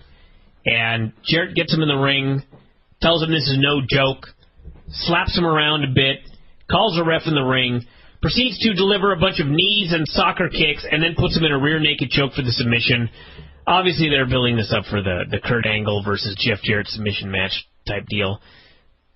To me, they've already given up on the original angle, which is that Jeff Jarrett is not really a shooter. He has to cheat and then put people in holds. Now, since Angle is coming back, I guess they want you to believe he really is a shooter. So apparently Jeff Jarrett has learned MMA in a month. Yeah, that's number one. And number two, this isn't really. I don't blame Jarrett. I don't even know who I really blame for this, but I blame TNA. Yesterday we had Kevin Sullivan on the show, which actually I thought was a really great interview. A lot of people said they thought it was a great interview. A couple of people, including one very notable person, who I probably shouldn't say this person's name. I'll let them talk about it if they want at some point, but they didn't like it. But regardless, so Kevin Sullivan's on, and we're talking about King Curtis Aikea and what a scary man he was. You know, on the last show, I was talking about Abdullah the Butcher when I did the interview with Abdullah, and how... you were afraid he would hit you with his fork at any time. Yeah, because he exuded danger, you know? You got to listen to this show with Sullivan. Sullivan did not listen to the Bryan and Vinny show, I'm pretty sure. I strongly suspect you're right. Can't confirm, but I'm pretty sure. But he almost gave the exact same goddamn speech that I did. Like, almost word for word. Talking about how back in the day, if Brody or the Sheik or Curtis Aikea went over the rail, people would fucking run for their lives. And it ain't like that no more. He gave almost the exact speech, even mentioned Abdullah. It was rather eerie the next day to hear Kevin Sullivan talking about this exact same thing that I was talking about. But we're talking about this and that and everything else, and Jeff Jarrett comes out, and he issues an open challenge to anybody who thinks they can get in the ring and tap him out. And maybe hundreds of people are begging to hit the ring and take a swing at this guy. You know what I mean? Mm-hmm. Like, these people weren't scared at all of Jeff Jarrett. These people heard Jeff Jarrett offering $100,000, and they were like, I could take this fucking dude's head off. Yes. You know what I mean? Yes. It really spoke to what wrestling is nowadays. And the reason that I blame TNA is because, same thing I talked about on the show yesterday, there's so much fucking bullshit on this show. They turn this show and all these guys into a joke. Like Abyss, for example. I mentioned this yesterday. Abyss goes into the crowd, and fans don't scatter. They laugh, they pat him on the back, they smile. You know what I mean? Uh-huh. Why? Because Abyss ain't scary at all. Because a couple of months ago, we saw him dressed up as a fucking Hulkamaniac. He was Evad Sullivan. He was dressed in the red and yellow and acting like a complete clown. Now they want to make him a killer heel. Yeah, good luck with that. Everybody knows this is complete bullshit because they write a bullshit wrestling show. And before that, he was Chris Parks on Dr. Stevie's couch. Yeah. You were supposed to believe that his father was shot or whatever that bullshit gimmick was. It's all such bullshit. And so nobody believes any of these guys are tough. Nobody believes any of these guys are scary. Kurt Angle's the exception. Because Kurt Angle so desperately believes his character. You know what I mean? Like, I think people believe that if Kurt Angle got all mad and went over the rail, I really think people would get the fuck out of his way. But anybody else, no, they laugh and they smile, they pat him on the back, and they want to hit the ring and beat the shit out of him. So that just tells you everything you need to know when I saw this segment, and people were just begging to jump the rail to get at this guy. We then had a Rob Van Dam video recap package. He was very calm about the fact that Abyss had tried to kill him, and that all his friends were turning on him, and he still had not received a title shot at the belt he never lost. Mm-hmm. None of this bothered him, really. Of course not. He's very chill. Then we had the main event, Tara versus Mickie James in a cage match. I'd heard this match was really good. I'm sure they really, really tried hard to make it good. I would bet this is one of those matches that was a hell of a lot better live. That's probably true. They They really, really wanted it to be good. They tried, and in fact, they tried a couple of terrifying spots. Some of them went wrong, and thankfully no one died. Some of them went right, and still, thankfully, no one died. It was not a bad match. They worked really hard. They did a spot where Tara is standing on the top rope, like all the way on the top rope, and Mickie is holding onto the top of the cage, and she jumps up and wraps her legs around Tara's head, and it's a spot she does in the corner in every match. Yeah, she was going to do a giant super fucking Hurricane Rana. Yeah. And I don't know if she got cold feet or what happened, but it turned into a very, very, very, very sloppy powerbomb. Right. It looked like both girls were killed. Then Tara got thrown over the ropes into the cage and hurt her arm. And, of course, she kept working and couldn't really do anything. And finally, the very top, the very end, she got knocked off the top. Mickie went to the very top of the cage and did a Thez press off the top, got the pin. Hopefully did not blow out her knee. She was holding it afterwards, and she really jumped from a very tall height. Is that the proper term to use? She was very high up in the air. She jumped from way up there. And she landed on both feet and both feet spread very wide apart. Everybody, it's not supposed to land. Everyone, I'm begging you, if you're in TNA listening to this, or you know people in TNA, I'm just begging you, please don't hurt yourself for TNA. I don't want you to hurt yourself for WWE either, but don't hurt yourself for TNA. I promise you it's not worth it. I fucking promise you. In 10 years, you're going to look back and you got hurt in TNA and just go, why the fuck did I do that? So just be careful. But yeah, they tried really fucking hard. They had a pretty good match. I think their first match was still the best of all. But yeah, I will say nothing bad about them. I just I wish people would do such stupid things on an Impact show, especially Impact at 11:10. No one's watching Reaction. They never do. That's true. I mean, you may have got a 0.8 for jumping off the top of the cage and actually with the two girls, I'll bet this segment did like a 1-1. But still, a 1-1.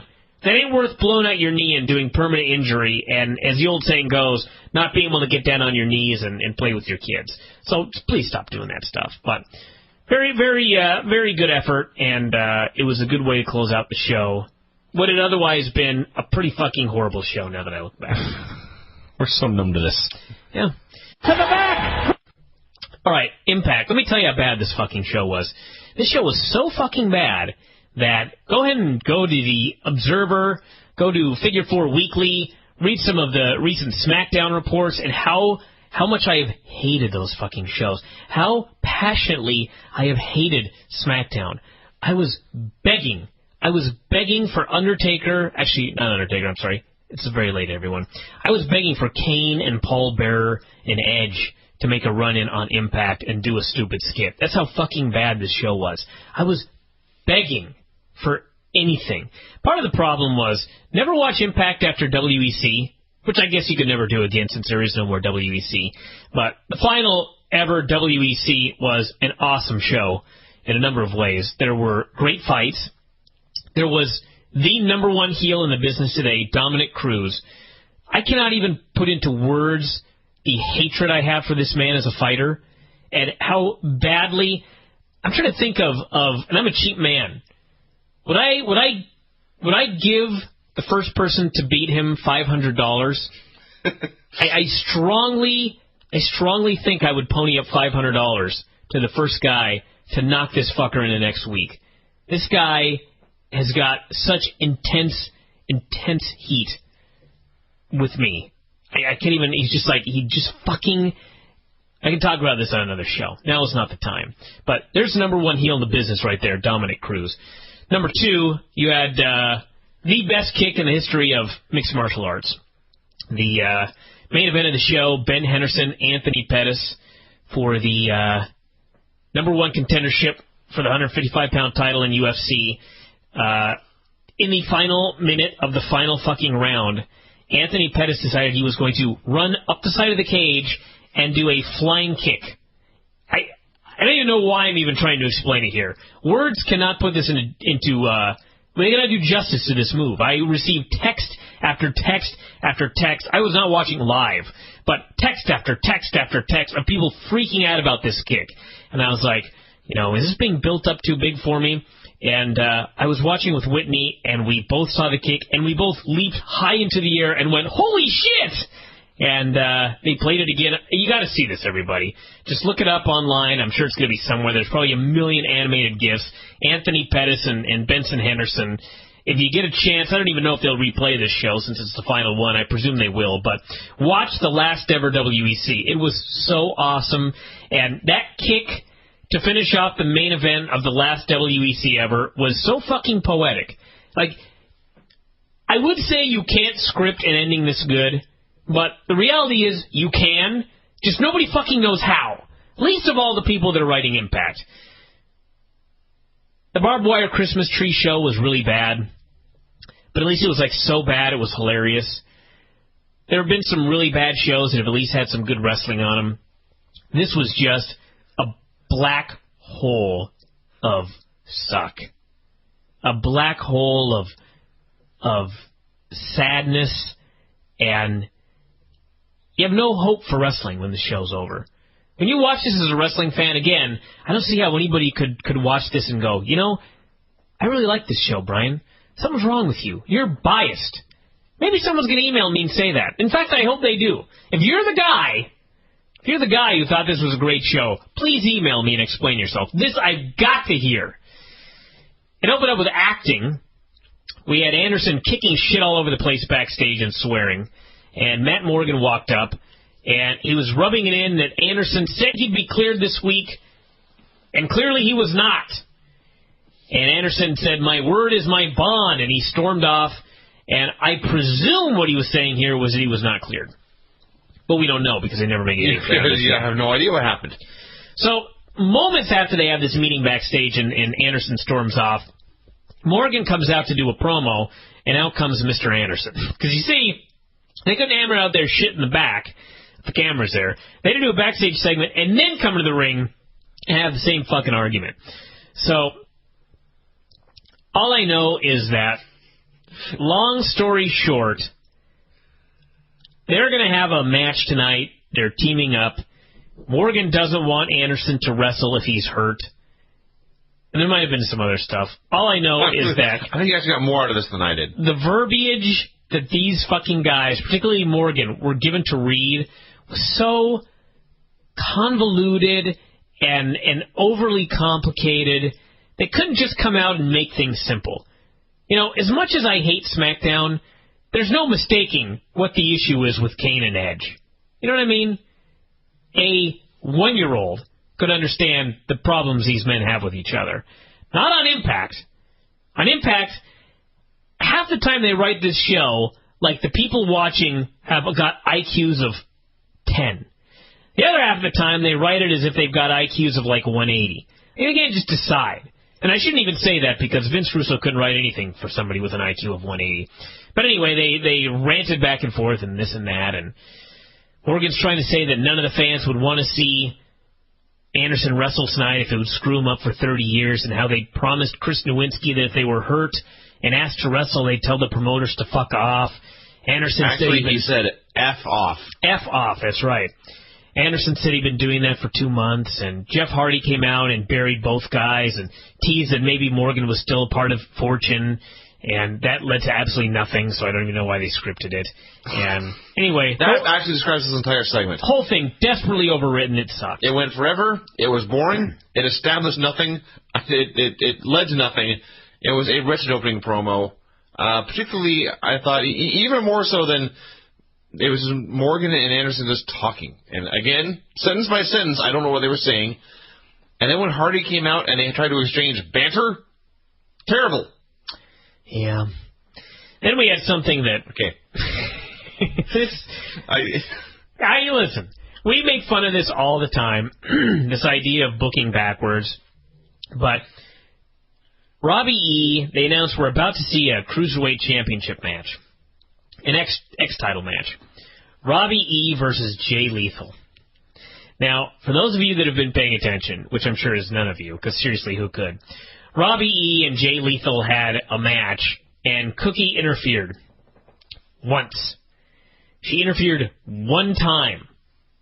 And because she interfered one time, they had no choice but to sign a match at the pay-per-view where Jay Lethal and Robbie E. wrestled, and Cookie was suspended above the ring in a shark cage to ensure that she did not interfere. Of course, she did interfere. She threw a gimmick from the cage to the ring, and Robbie E. used it to win.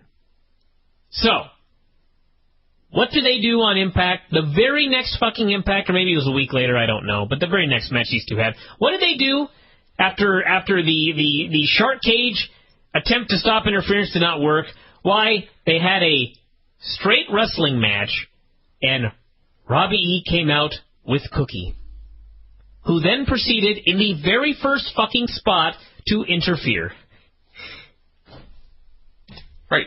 So, she interferes in this regular wrestling match, and they send out Christy Hemme with handcuffs to handcuff herself to Cookie. First off, I was going to ask, why would Christy Hemme have handcuffs on her? But I think a few reasons. Seriously, that I can believe. Second off, so apparently she was planning to come out with handcuffs, but she was also planning to make this run-in wearing a short, cleavage-exposing dress and high heels. Not the best outfit to do a run-in in. So she handcuffs herself to Cookie, and Cookie tries to interfere. Christy stops it. Jay Lethal gets the win. Everybody cheers. And I'm sitting there and I'm just thinking, if before the match started, you announced that the stipulations for this match, to make sure that Cookie could not interfere, she was being handcuffed to Christy Hemme. That's all you would have had to have done. All you would have to do is announce in advance that those are the stipulations, and you don't look like complete fucking morons. But no. They brought him out like it was a regular match, and the interfering manager was there. She was not banned from ringside. She was just there like she always is, and she proceeded to interfere. And then they have someone run out who just happened to have handcuffs. This is just, it's like, you can't just do what makes sense. You know what I mean? You have to make it stupid. It's like they go out of their way to see how they can do something and make it even dumber than what it could have been if you would have just thought for like 5 fucking seconds. I don't know. Everything you just said is true. But the thing is, it would be bad even if it had been done well. But this was done poorly. Well, there was the knee. Here is exactly what happened. Jay Lethal made his entrance. Robbie E. and Cookie made their entrance. They wrestled for perhaps 30 seconds. Christy comes storming down the ramp. She handcuffs herself to Cookie. And then they went to a commercial. That pissed me off. He came back, wrestled for a while. Wasn't terrible. And then, at a random point, Cookie decided it was time to interfere again. And so they're facing the ring. The camera cuts to them. As the camera cuts to them, it's like the cameraman is, when he gets the cut, he then points to them to say, go! And Cookie turns to Christy and gives her the fakest knee. Everyone tracked down a toddler and give them a phony knee. That's what Cookie did here. This literally was the worst knee I've ever seen in the history of wrestling. This was... I don't care how much you like Impact. I don't care how much you think that WWE sucks. You cannot, with a straight face, tell me that this was not the worst knee in the history of wrestling, because if you say that, you're a liar. I suspect if you went back and watched Glow, you would see every knee strike look better than this. So here's Chrissy doubled over in pain with the worst knee ever. Cookie tries to mace Lethal, and then Chrissy just cuts her off anyway. And then Lethal won. Yeah, this sucked. And Lethal tried to celebrate with his new title. As he explained, this meant he was now a 6-time champion. Mm-hmm. Fail. Then we had the segment. Doug Williams he ran into Magnus outside. I don't even care if they used to be feuding. I don't remember. I don't even care. The bigger fish to fry. He explained that Chelsea was gone for good. Yeah, they discovered she had no talent. Took them a year. Exactly, it took them a year. So they got rid of her, and then, of course, Magnus announces that Desmond will be back to work soon, now that this football thing is out of his system. So, in storyline, Desmond Wolf likes soccer more than he does wrestling with TNA. Yes. Of course. So, and who wouldn't, quite frankly. So then Doug went in his trailer, which is where they dress in TNA, apparently, a trailer, and AJ jumped him and beat him up. So they're brawling, and of course, it's not this deal where they brawl and it's quickly broken up. No, they got to fight for like 5 minutes. So they brawl, and they brawl through the trailer, and hey, there's Madison and Tara changing. Because you see, apparently, Madison Rayne, Tara, and Doug Williams all share a trailer together. So they brawl and brawl. The girls are shrieking. They're throwing shoes. They're screaming about designer purses. And yes, they found a way to have a segment with Doug Williams and AJ Styles that was goddamn horrible. And interminable. They went on and on and on, and all we heard was AJ with dialogue such as, "Here's another wall." He threw Doug into the wall, and the girls were screaming like banshees the entire time. It sucked. I cannot wait for it to end. Yeah. Speaking of things that suck, Orlando Jordan was there. Mm-hmm. Eric Young walked up. He had wacky new gear in the old TNA World Championship and 2 hot babes. He explained there were Hooters girls. And he also explained that he had found the belt in the garbage can. Yep, they did it. They couldn't even show us. No. They couldn't have a reason Eric Young was digging through garbage and had found a belt. No. He just said he found it in a garbage can. I like how they threw the belt away a month ago, and apparently it was in a garbage can somewhere for a month. Don't they take out the trash here in TNA? TNA janitor slacking. I guess. So, yes, Eric explained the Hooters girls were there. He explained their uniforms. This intrigued Orlando. He disappeared. Then Eric Young turned the corner, and there was Brian Kendrick surrounded by candles. And if you think I'm ever writing down anything Brian Kendrick says again, you're mistaken. You're missing the key to this entire thing here that was so fucking dumb. The main event angle on this show is about how a guy got a head injury, and it's a big scandal whether he's going to wrestle or not. Oh, yes. And meanwhile, Eric Young suffered a head injury, which has caused him to be clinically retarded, apparently, in storyline. And it's comedy. On the same fucking show. That is true. How does this happen? I mean, a rhetorical question. Everyone knows the answer. They don't know what they're doing. All right, move on. I don't want to. So it keeps getting worse. On any other show, that would be by far the stupidest thing on this show. But, I mean, this show is so bad. That was so much better than the segment that followed it with the same people. Yeah. So, Generation Me come out. They're facing Eric Young and Orlando Jordan. Eric comes out. He's got the women. He's got his belt. And then out comes Orlando, who is now wearing a Hooters girl uniform. Mm-hmm. I'm not going to lie. During this show, I went upstairs and played with the cats. I did not care at all. And I was up there for about, I'd say a minute. And I came back down, and Orlando has one of Generation Me in a wacky submission, and the guy taps. To which Taz notes, and I quote, "That came out of nowhere." Yeah. So much for Generation Me, jobbers now. I'm just going to read my notes. Eric wants to do a battle royal. He dumps the ref, then the Bucks, then his own partner. Now they are doing a tag match. Now the Bucks are distracted by the hot girls, and this allows Eric to get the hot tag. Orlando wins clean with a standing Anaconda Vice thing. Mm-hmm. That's it.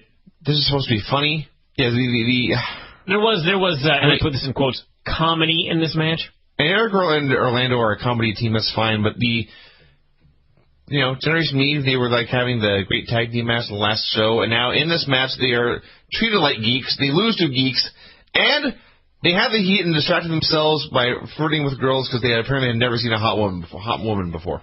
I love the idea that they named the two girls Tara and Lara. Yes. And they've already got a Tara, and they could not possibly even think of renaming the random blonde Hooter girl something other than the name of a girl that they have wrestling. Okay. Quality control there, everyone. Now, last week they started the Divas, or Knockouts Tag Title Tournament, with the first match, which is also a semifinal. So this week's the other semifinal. Mickie James walks up to Eric Bischoff and is upset. Why is she upset? Because she does not know who her partner is. Yeah. In the semifinal match of the title tournament. Yeah, of course. Eric decided to book Mickie and a mystery partner without telling her in the semifinals. Mm-hmm. So then he took great joy in letting her know it would be Miss Tessmacher. Mm-hmm. And she was pissed off and walked away. Why is Eric screwing with Mickie? Because he's a babyface. He's a heel. That's it? Oh, sure. All right. Yeah. All right. So they had a match, and it's been... Did they? Did they really? No. It was Miss Tessmacher and Mickie against Tara and Madison Rayne, and Miss Tessmacher came out in tight black spandex shorts displaying her ass, which is the best ass of anyone in all of professional wrestling. And it only took them over a full year to figure this fact out. So they finally dress her to highlight her assets, and unfortunately, then she has to wrestle.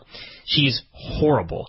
I don't know if she was trained by Tara, but she does the same thing where she runs with her arms splayed out to the side like a bird trying to take off, and she can't do anything.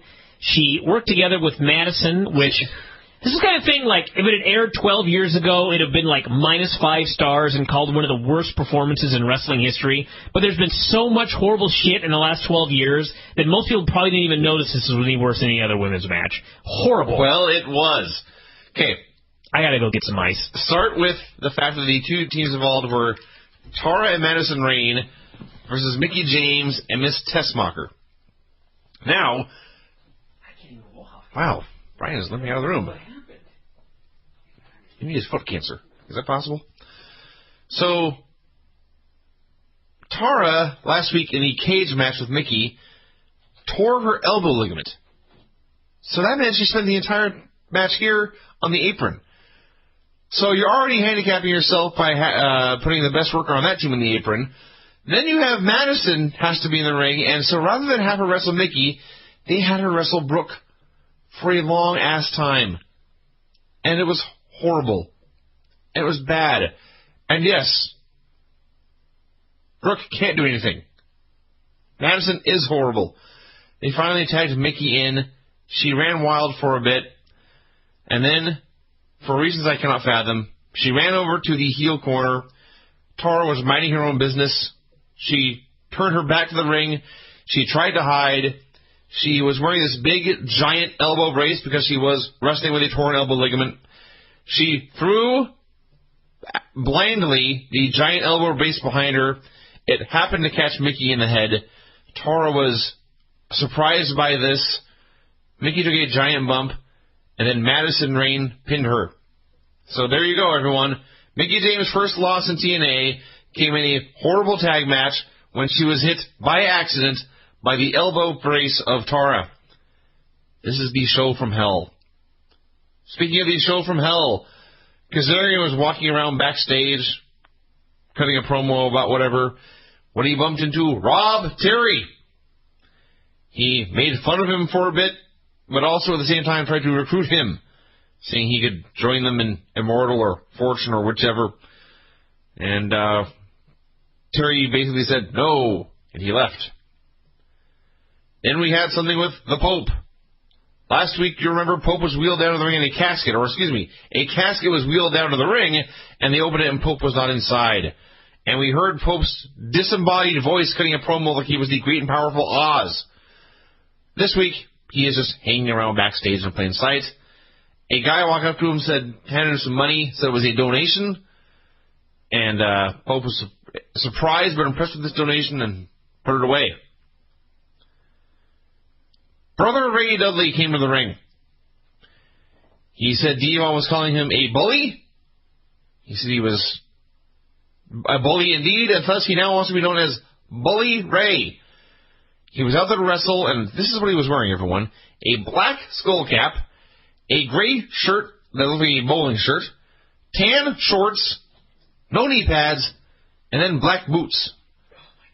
So he announced that he was in fact a bully, but he had found the biggest, scariest man he could find backstage and called him out here for a fight. So out walks Amazing Red. My God, you are loud. Jesus. Well, I have no talent, so I try to mask it with a great volume. My foot is like, hold on. Go ahead. Are you ready? No, I'm trying to get situated. All right. So yes, he announced he called the biggest, scariest guy out. Now came Amazing Red.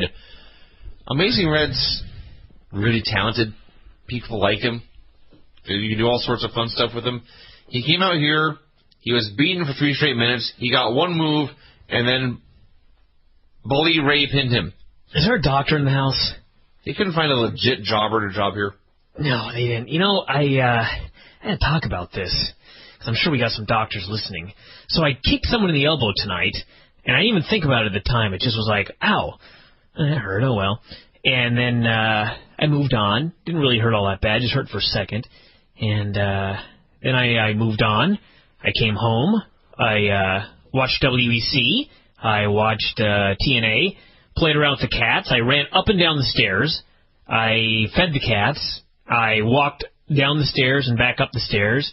Sat down to do the show, and literally sometime during the granny segment, my foot started to hurt. I started to throb. And then when I stood up to go down to get ice, I could barely put weight on this foot. What happened to me? Something wrong with your chair? No, I don't think so. Did they cut off oxygen to the leg? I don't know. I have another theory. That hurts. What's that? Somewhere in this world there is... somebody with a voodoo doll? That could work too. I was going to say you have a long-lost twin, and when he cuts himself shaving, you bleed. So maybe when you kick this man, he hurt his foot, and so later he, I don't know, walked across hot coals. What? He did something else to hurt his foot. I see. He dropped a bowling ball in his foot. Well, that's something you've probably done before, isn't it? Not impossible. Did I wonder if it was like I could have injured a bone, but it was fine, and then I sat funny and popped it out? I literally have no idea, but it's killing me. All right, go ahead. I'm going to try and get out of this show. I really hurt right now. So, yes, Bully Ray beat up Amazing Red. Oh, yeah, this sucked. Way to go, Red. Big comeback. Yeah, he was about to kill him with a chair when Devon came out to save, and Bully Ray ran away. I just love the idea that they're trying to build... What the hell was that? This laptop, when I scroll to the bottom, it beeps to let me know I'm at the bottom. I see. Whereas mine, it just doesn't go. It stops. I love the idea that they think that Bully Ray beating up random guys is going to make people want to see Bubba versus Devon. You know what I mean? Like, how does this build interest in this match? Because he's a bully and we want Devon to beat him up? It's like everything they do, I don't even understand how it's supposed to make me want to see the match, because it's not working. No. Whatever it is. No. All right, go on. They went to commercial. When they came back, there was a car. There was the iMPACT logo on the screen. There was a car driving around, and then it ended. I hope people are not tuning in hoping we know what this was all about. I have no idea who or what this was, or why it happened, or why it was on TV. No, yeah. Okay, I'm not the only one. Then we had Rob Terry versus Rob Van Dam. Mm-hmm. RVD cut a promo. He vowed to win the title and get Jeff Hardy's ass. So he said, I'm going to get what I've been waiting for, Jeff Hardy's ass. Jeff Hardy's ass. So, if... I'd have used a different terminology. That's just me. Speaking of terminology, the best show in the history of the site, everyone, is The Three Briscoes. That's a pretty good one, huh? Oh, it was great. It was great. Papa would be telling me to man up right now. That's true. Not sit here with you take some medicine, some Jim Beam Black Label whiskey. If there was some Jim Beam Black Label whiskey here right now, I'd be down in that shit like nobody's business. But the reason I bring this up is because you were talking to the Briscoes, I think it was Mark, but as you were talking to him, you used the word surreptitious. Surreptitious, yes. I thought it was funny. It seemed out of place. Hey, Mark is a well-educated young man. Is he? I know he probably doesn't look it. Well, I know he doesn't. I was going to say, maybe I'm wrong. I don't think he'd had that much book learning. Hey, have you seen the fucking picture on the front page of the goddamn website? It looks like he can't read. No, he was actually reading that book. Yeah, all right. Yeah. Somebody walked by and snapped the picture. It wasn't a posed picture, nothing. They were sitting there and he was reading that book and they were like, I've got to take a picture of this and send it to Bryan. That's what happened. Well, there you go. Yeah. Anyway, everyone, stop listening to this show. Go listen to that one. It's much better. Much better than this. So, Rob Terry is a horrible wrestler. RVD is a Sometimes they had the spectacular. most god-awful lockup I've ever seen at the beginning of this match. Robbie is a sloppy wrestler. Yes, they had a goddamn awful lockup. Then they did a bit where they disengaged, and then they tried to, I guess you'd call it sparring. They moved their hands about as if they were teasing strikes, and then went to commercial. This match fucking sucked. It was horrible. It was so bad. It went through a commercial break. That's what still, to this moment, astounds me. Someone thought Rob Van Dam and Rob Terry would be so great it needed to be long enough to go through a commercial break. Mm-hmm. It was so bad that it was only after the show, that show was done, and I was up here, and I was going over my notes, I realized I had not written down who won, and I did not know. And I was in the room the whole time. And I just stopped paying attention to the screen entirely. I had to look up. I shouldn't have been surprised. RVD won with his splash. Yeah. So there you go. We had Jeff Jarrett's Mixed Martial Arts Challenge. It was the exact same shit as last week. Yeah, they found a guy, Jose Rios from San Juan. Jarrett beat him and choked him out, and that's it. If they're doing the gimmick that Jarrett actually knows MMA now, it probably would have worked a little better if he'd started this gimmick more than about 5 weeks ago, because the idea that he is now a shooter, not only is Jeff Jarrett now a shooter after 5 weeks of training, he also owns a dojo, they say. So 5 weeks he owns a dojo, and he's a shooter. He's a black belt now, apparently. And this is after a long career of being a Southern-style pro wrestling worker. Yeah. I call shenanigans.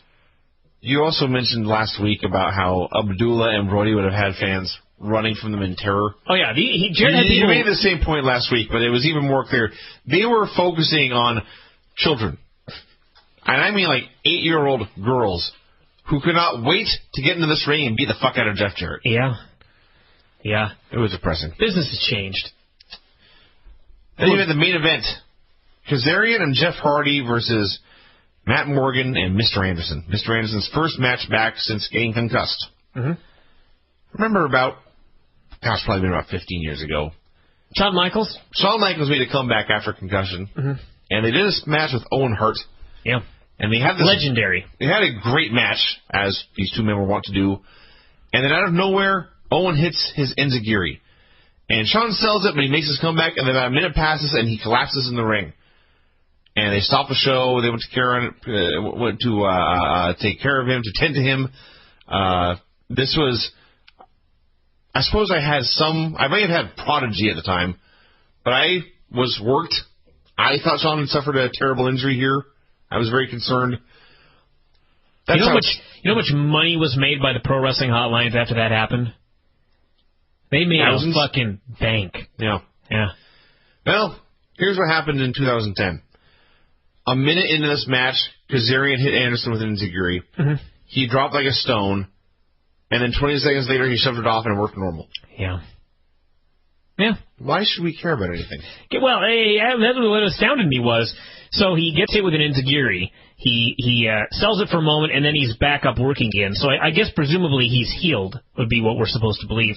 But then at the end of the match, he makes a comeback after they have the 7-foot guy played babyface in peril. That's always great. And he goes up to the top rope, but suddenly he can't make it to the top rope because he's dizzy. Yeah. So apparently after trying to send a message for weeks about how nobody should work with concussions and it's not cool and you got to take care of your head, in the storyline, Anderson ended up working with a concussion. So, yeah, this show can fuck off forever. And he couldn't get up the top rope. Rob Terry turned on him. And Rob Terry, everyone. Rob Terry. Yeah, Rob Terry turned on Mr. Anderson because, of course, they're not working the next pay-per-view. No, of course not. So, yeah, this was the worst impact ever, I've decided. Just not a single redeeming thing about this show. Very hard. The Hooters girls were hot. Yeah. That's the best I can do. I mean, seriously, there was, like, nothing good on this show of any kind. Every segment sucked. There was no good comedy. It sucked bad. No good wrestling. There were no good interviews. Everything was nonsensical.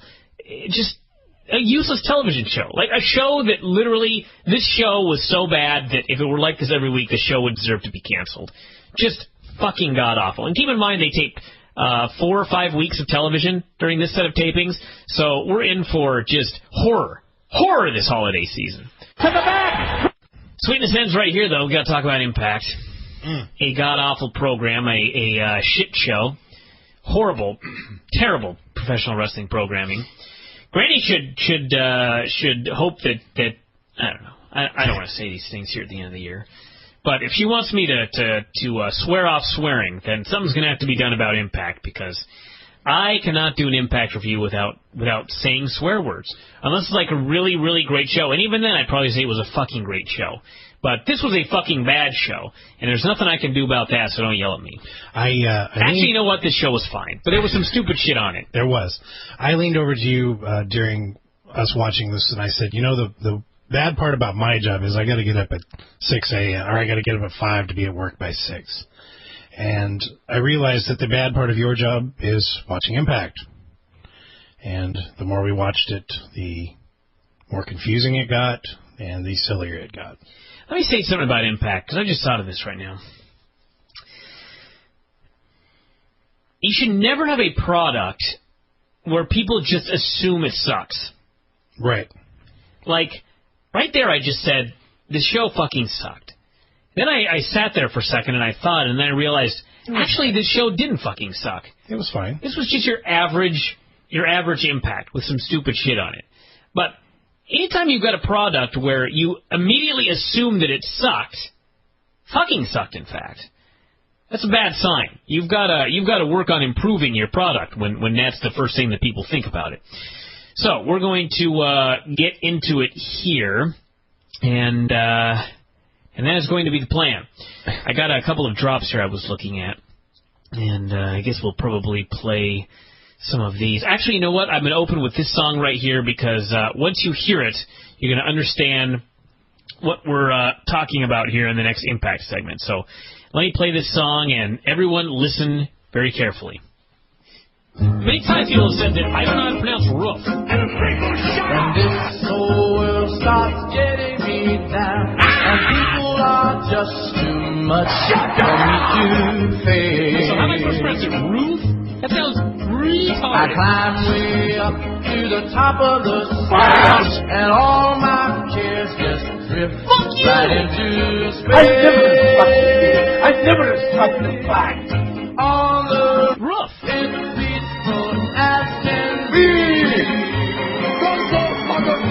And there the world below. Shut that bitch up. Let me tell you now, when I come home feeling tired and weak, I go up where the air is fresh and sweet. Up on the roof? I get away from the hustling crowd and all that rat race noise. Quit fucking telling me I don't know how to say these words. Up on the roof? Up on the roof? On the only place I know.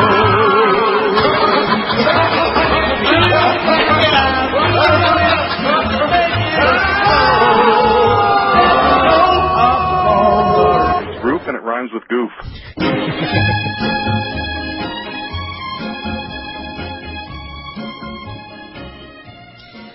You get Lance back on the show now. Yeah, you might have offended him on Tuesday. It's roof, and it rhymes with goof.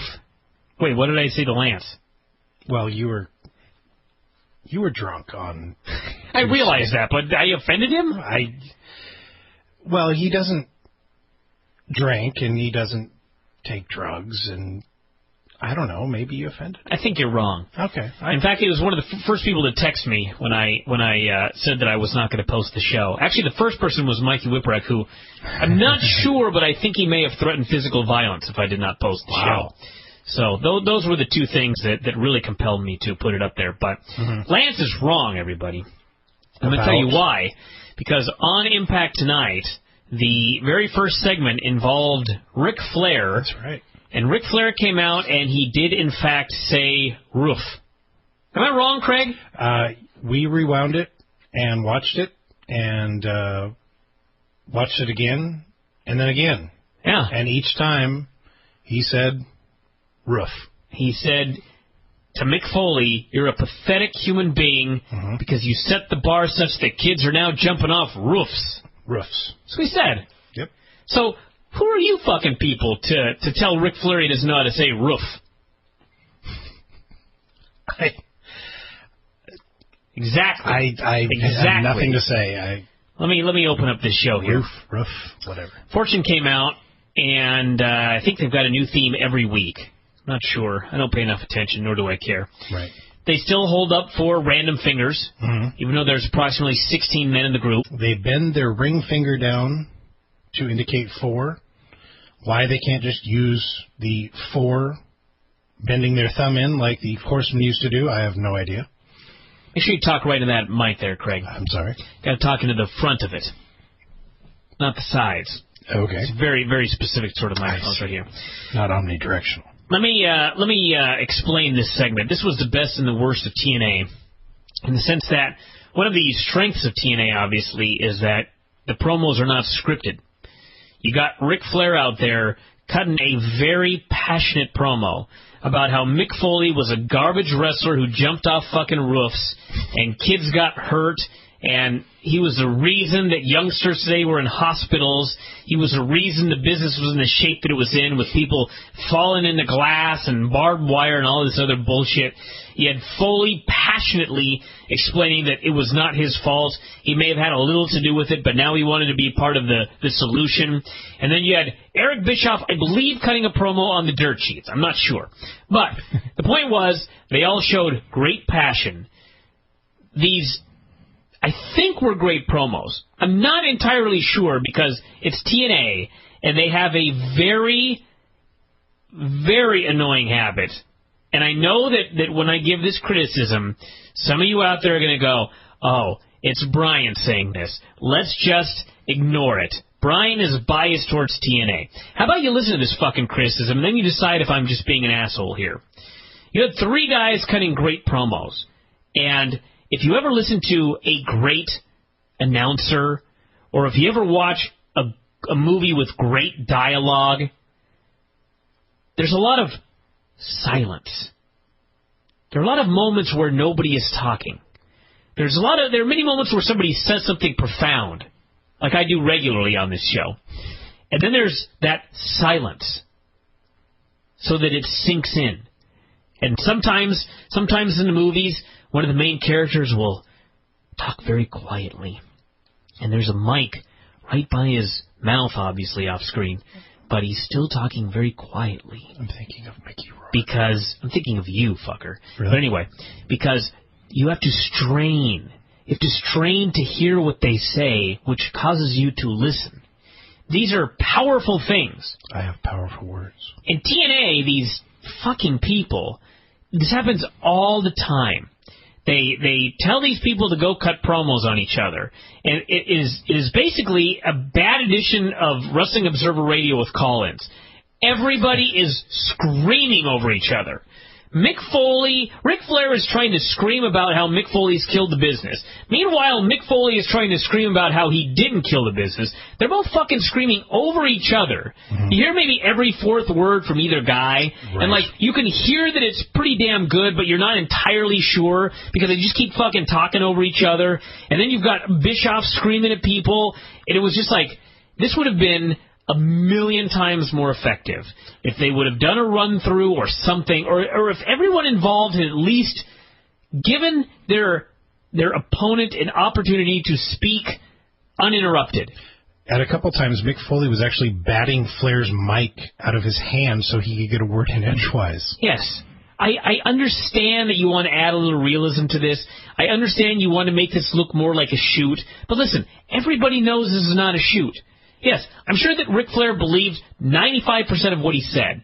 And I'm sure that Mick Foley believed 95% of what he said. We heard 35% of what either guy had to say.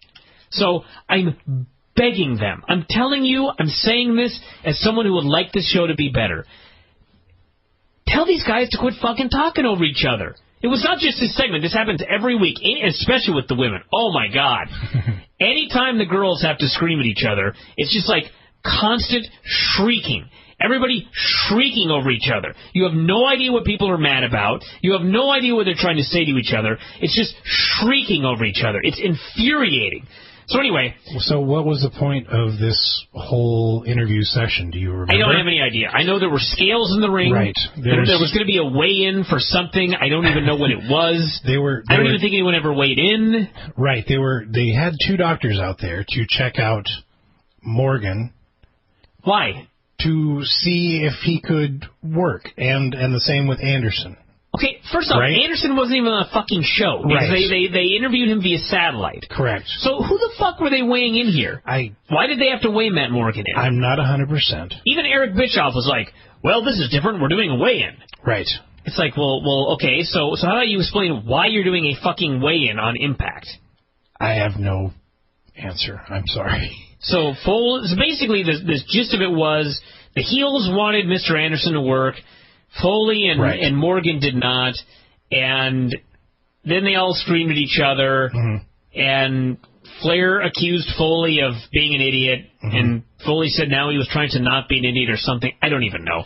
Again, if you watched this, you were probably very compelled by it. It probably did a very good rating, but what it was all about, I have no earthly idea, except for the Anderson stuff. That makes two of us in this room. No idea. So anyway, then we had a Jeff Hardy interview with Matt Morgan. He was in a pink hoodie, this being Hardy. Yes, when did it become fashionable to wear a hoodie with a sports jacket? You really think that Jeff Hardy is the pinnacle of fashion in 2010, Craig? Miz wore one like 2 or 3 weeks ago. You really think Miz is the pinnacle of fashion in 2010, Craig? In the wrestling world, sure. He's a heel. You're supposed to hate his fashion sense. So he went on, and I think, again, none of this is ever clear, but I think that Jeff Hardy was trying to convince Matt Morgan that he should come back to the dark side. Yeah, I got that as well. All right. Jarrett and his crew came out, and he said he was opening up his $100,000 challenge to professionals. This crap. Iron Sheik, perhaps? Abdul the Butcher? I don't know. But Amazing Red came out, and the gimmick was Jarrett's trainer was putting Vaseline on Red's face and put it right in his eyes. So Red could not see, and so Jarrett tapped him with an ankle lock. Right. Now, the one thing that I did not like about this segment, well, it was wacky, but Taz acted like he had no idea why Jarrett's trainer was putting Vaseline on Red's face. Have you never watched one fight? Apparently not. Your gimmick is you're an MMA fighter. Even boxing. So, they did this, and then I guess the gimmick is that Jarrett realized that Red had a baby brother, and he wants to bring him in for the challenge next week. If Red has a younger brother, it must be a fetus. Tara and Madison Rain were having a meeting backstage, and Tara said they needed to get over with this quickly because she had a party she needed to attend with Generation Me. Right. I guess she's a cougar. She's a cougar. Or a MILF. Not sure if she's got buggers. Kids? I don't know. Yeah. RVD threatened to karate kick Jeff Hardy later. That was interesting. Then we had an Impact special. They said it was Generation Me versus Robbie E versus Kazarian in a 4-way to determine the number 1 contender for the X title. Let me read that again. Please do. Generation Me versus Robbie E versus Kazarian in a 4-way to determine the number 1 contender for the X title. Now, I just twice gave you the participants to this match. So guess the order of entrance. Well, the order of entrance was that Generation Me got no entrance. They were just in the ring. Then the next person to come out was Jay Lethal, who's not in the match. He was doing commentary. So they put him in the booth, and then out came Robbie E and then Kazarian. Don't even ask. I presume that they drew straws in the back. This all screwed me up. I don't know why. I overthought this. Generation Me was in there. So I assumed it was a tag match because they were... And then when they weren't standing on opposite corners of each other, it really threw me off. And then we had a discussion, and you informed me that you are, in fact, overthinking this, Craig. And just keep it simple. So, first off, Generation Me is a tag team. Now, why were they in a 4-way for the title? I don't know. So one of them could become a singles wrestler and take the title from Jay Lethal, I guess. So then, of course, they worked as a team. Right. No babyface in this match. No. No heat. Right. Robbie tried to tag Kazarian, but Kazarian refused. And then he broke up a pin immediately. So I'm not sure what his plan was. He didn't want in the match, but he also did not want to lose the match. So GM Generation Me did a whole bunch of moves, and then Kazarian pinned one of them. Right. This whole thing sucked. A little bit, yes. A little bit, a lot. Generation Me, I like their stuff. Like what? Well, I just like their moves. You know what I mean? Yeah, you like their moves. Well, they're your team. Their moves are very cool. Their transitions and their psychology. Their moves are cool. I'll leave it at that. You're shaking your head. I was just wondering if there was any more to this. No, I think they are spectacular at high spots. I just kind of wish that they could incorporate. They looked older than 10. I agree. So this was horrible. And then we had Sarita being a Velvet. Forever. This was the usual TNA brawl. I really should have gone. I didn't care enough to go back and time it, but it had to have been 3-4 minutes. Sarita attacks Velvet, and she beats on her for a while. And then Velvet makes a comeback. Right. And she beats on her for a while. And then Sarita makes a comeback. And at that point I was like, I'll bet you anything that Velvet is about to make a comeback. I was correct.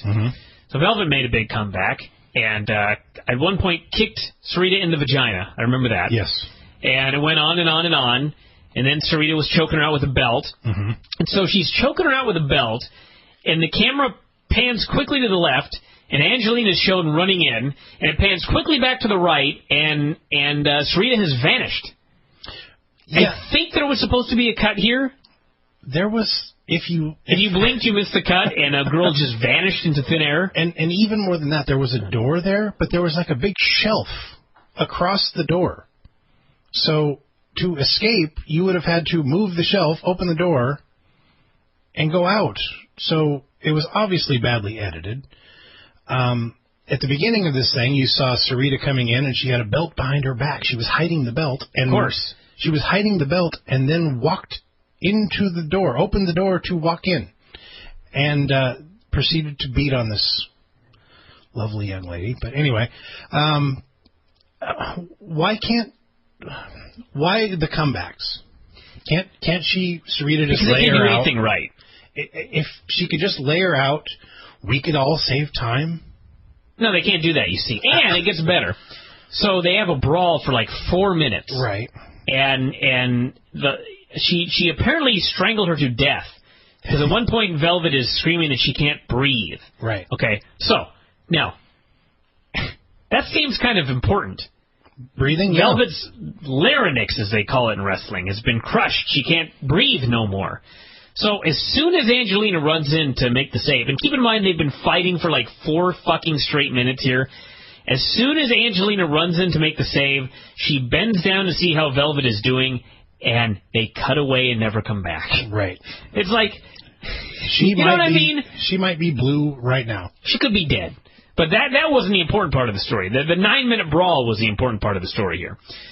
So then we had Flair and Bischoff talking to mystery people backstage who ended up not being mysteries. It was Fortune, but it took forever to show that they were actually talking to Fortune.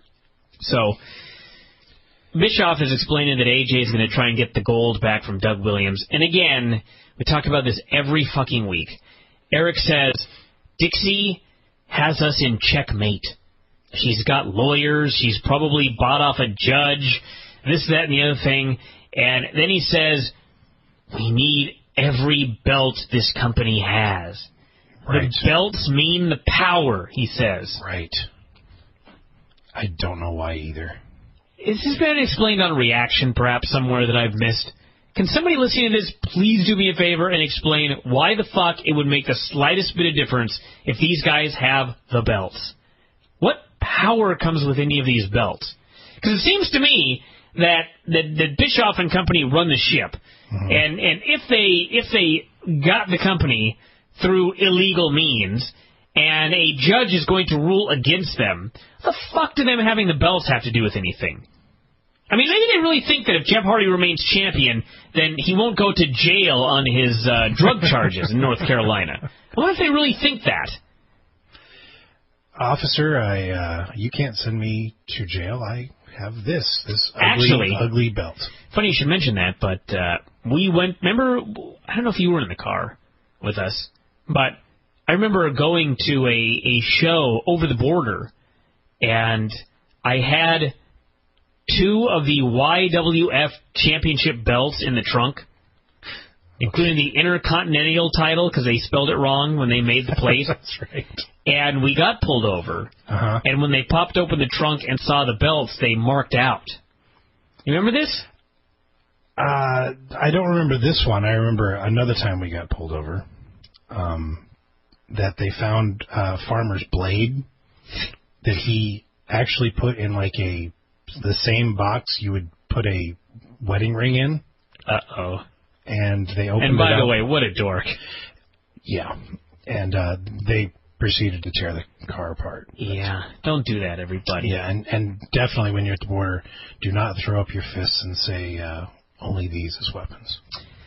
We had the Tara and Madison against Velvet and Angelina match for the vacant Divas titles, except Velvet was dead.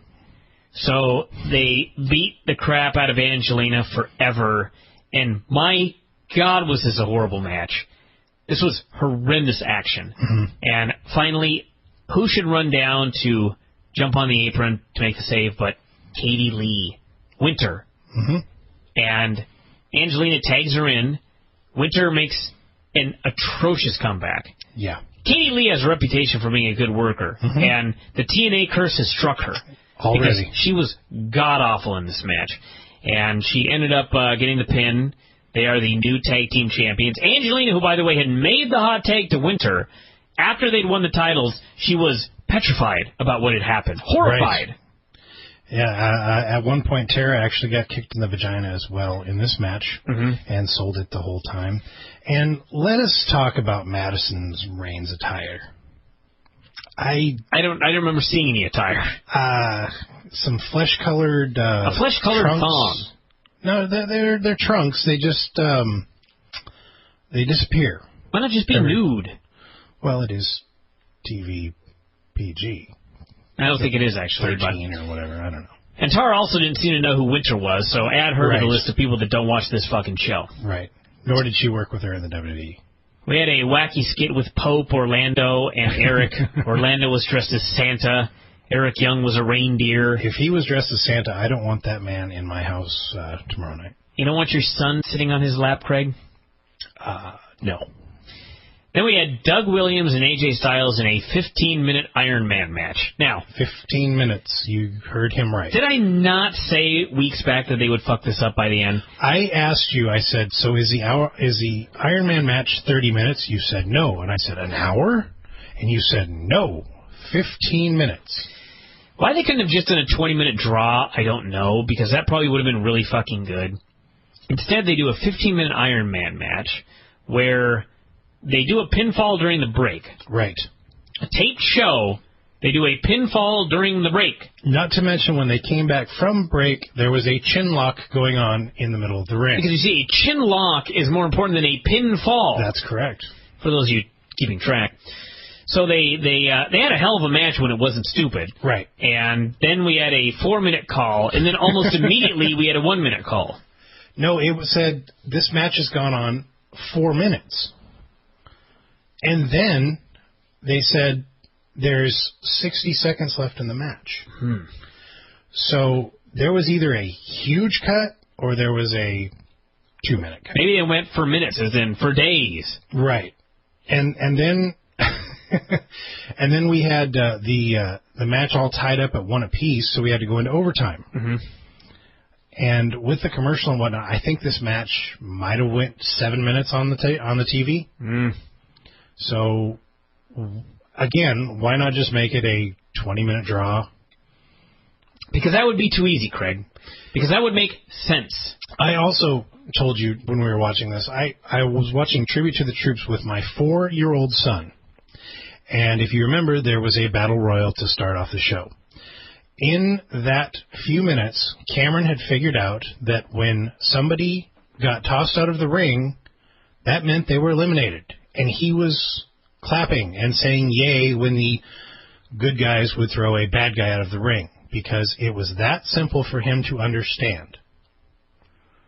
This, however, made no sense. A lot of this show made no sense. It's very simple. Keep it simple and stupid. Revelations from Craig here on the show, everybody. Revelations that Impact makes no sense. I don't watch the show very often, and when I do watch it, I usually watch it mostly in fast forward. So I want to send my condolences across the room to you for having to put up with this every week, every week. Every fucking week I watch this show. I am so sorry. And this was a pretty good episode. It wasn't bad. So then afterwards, they went to a draw as noted, and AJ challenged him to a match at the pay-per-view, and everyone was sad because they wanted to see it tonight. We had an interview with Ken Anderson, who was supposed to be a babyface, but what an asshole. And I realize that's his gimmick, but he's like an unlikable asshole. They ask him if he's ready to return to the ring. He says, I'm clear to wrestle. As opposed to a likable one? Well, yeah, sure. I mean, Steve Austin was a likable asshole. All right. So he said he'd been cleared to wrestle, and so they started asking him questions about what tests they'd run. And so they were playing it up like he was completely full of shit. And he was loudly chewing gum right into the mic, and then he blew both guys off and refused to talk about it anymore. Just came off like such a dick. Like, how can you like this man? I don't. Then we had another TNA special. Matt Morgan and the Machine Guns and RVD against Jeff Hardy, Beer Money, and Abyss. Right. And what I did not know at the time, but was informed upon watching this, was an 8-man tag where if Beer Money's team won, they got the tag team titles. So, for example, if Matt Morgan pinned Abyss, then Beer Money became the tag team champions of the world. No. Yeah. If Matt Morgan pinned Abyss... Oh, if Abyss pinned Morgan. They got to keep... I'm sorry. Yeah. See, if Abyss pinned Morgan, Beer Money would get the belts. See, you weren't thinking... Exactly. You weren't thinking. You because have to it was bullshit. Analyze, and you have to, again, keep it simple, stupid. So they had the match, and it was all right. All that matters is that Sabin pinned Rude with a tornado DDT, which was awesome. Awesome. That meant the Machine Guns retained their titles.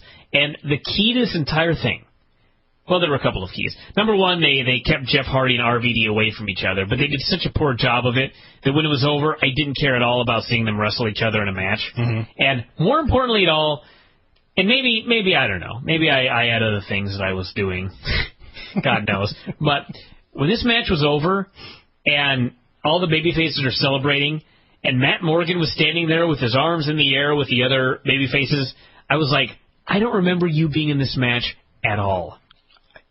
Did he work in the match? I don't know if he tagged in. I don't know if he was involved in a single spot.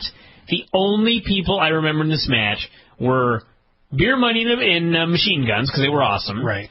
I remember Shelley got beaten on. Mm-hmm. I remember that RVD made a shitty comeback. He was sloppy and all over the place. Right. And that's all I remember. I have no memory whatsoever of Matt Morgan. And apparently he had to do a weigh-in to make it into this match or something. I don't know. With that said, I don't think Jeff Hardy was in the match much. Well, I mean, there was a quick stare down at the end with RVD and Jeff Hardy, right. So I do vaguely remember him. He scurried away. Jeff scurried away to the back as the match was ending. And I think Abyss was beaten on one of the Machine Guns. I don't remember. Yes, because I was laughing at Shelley punching Abyss, and Abyss was selling for him. So anyway, long story short, this show was ineffective. Right. Unless the effect that you want is apathy. Totally missable. In which case, it was an excellent show. To the back! Show's awful. Such a fucking terrible television show.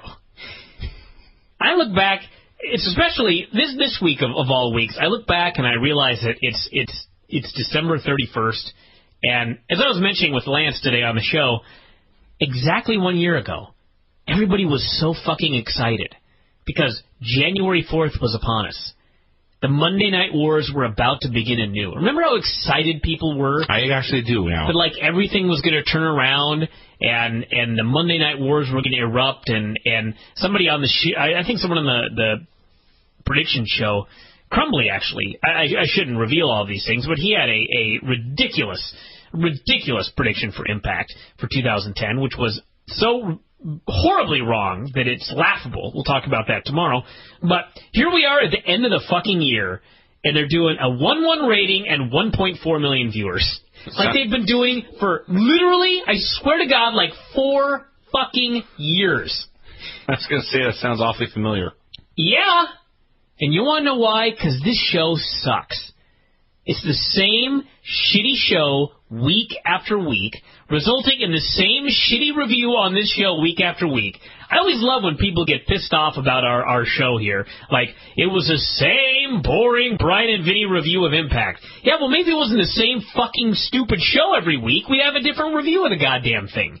So, yeah, this show is wretched. And it's even worse, actually, now, because usually it's Vince Russo trying to write 2 shows in a row. A Monday night and a Tuesday night taping. And he can't do that. It's like an impossibility. Because he just doesn't know what he's doing. So they tape 2 shows in a row and they fuck everything up. Now, this time around, they taped 4 shows in a row. Oh, no. Yeah. 4 shows they taped. They taped Monday, Tuesday, Wednesday, and Thursday. They taped a month worth of shows in a week. And then they tried to put them all together. And it is a hodgepodge of bullshit. Like, for example, we had a segment on this show where Mr. Anderson said, we don't have to wait till Sunday, which, you know, for anyone who's watched wrestling for any length of time, they would know that means that the pay-per-view is Sunday. We don't have to wait till Sunday means Sunday there's a pay-per-view. Yeah, well, there's not a pay-per-view Sunday. Pay-per-view's in a week and a half. But they taped all this shit in a weird order and melded it together, and there was another segment on here where the Pope is talking about how he wants to get some kids dogs for Christmas. It's after Christmas, everybody. Christmas was last fucking week. So anyway, this show is just wretched. Just a wretched program. And nothing makes sense. The motivation of these characters, I don't understand a goddamn thing. I don't know. I know who's supposed to be babyface and heel, but the fans don't know. And it just sucks. I missed a week. I do not regret it. But it came back here trying to watch this, and yes, there were many things. It feels like I missed 6 months. For example, in this first segment, Mick Foley was there. I haven't seen Mick Foley since the time he wrestled Ric Flair. He called out Mr. Anderson, said they were buds because of a wacky story he told about a USO trip and Miss America.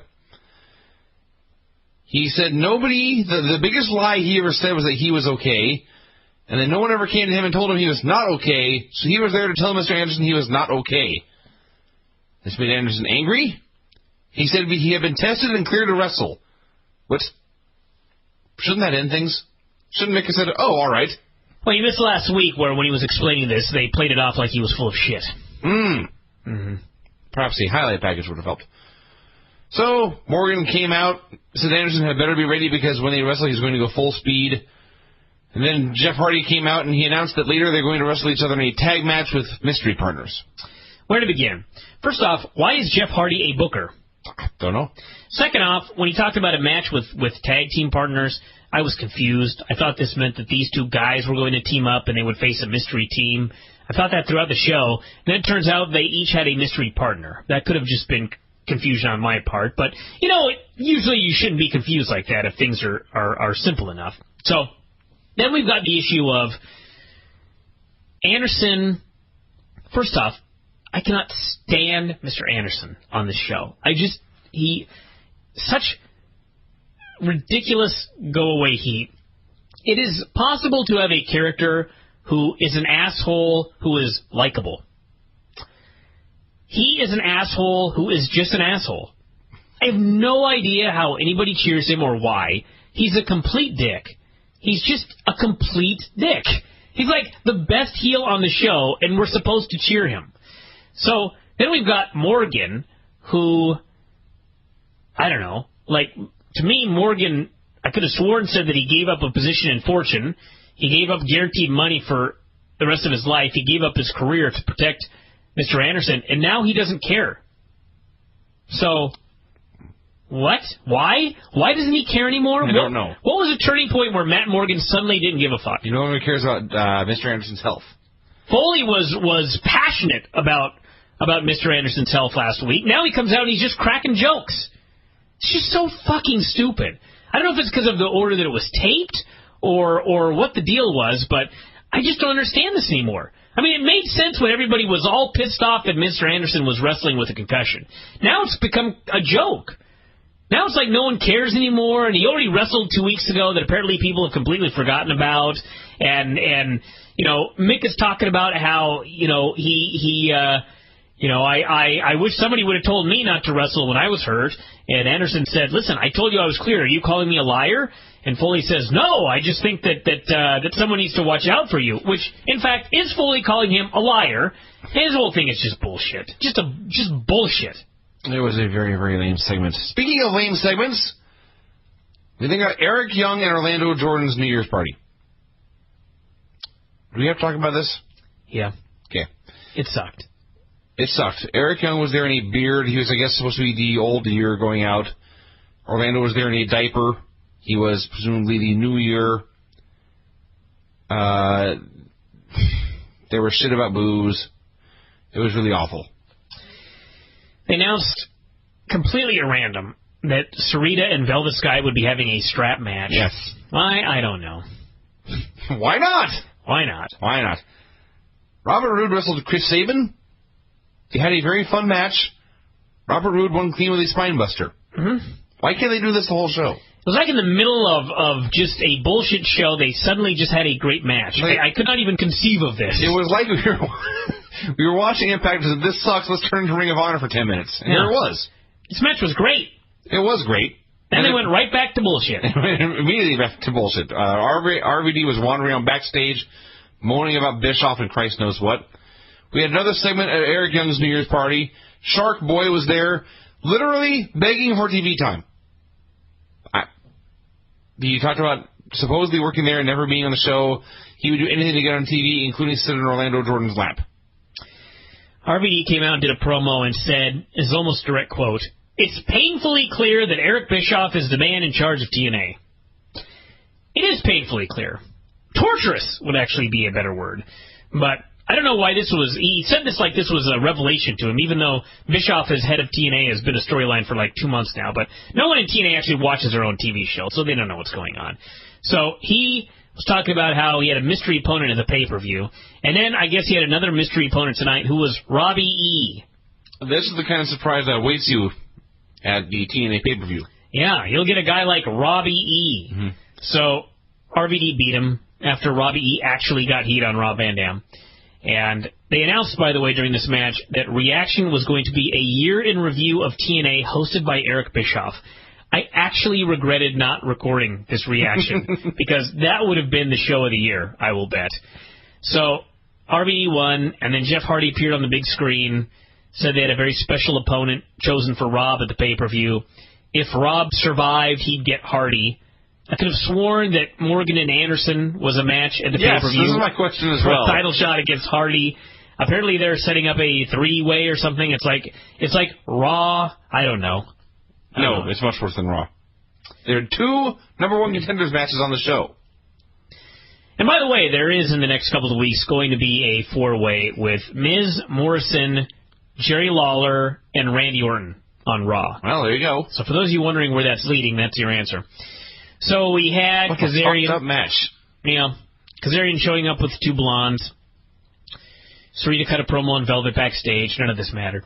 Kazarian came out and talked about how he'd beaten 3 men last week to become number 1 contender for the X title.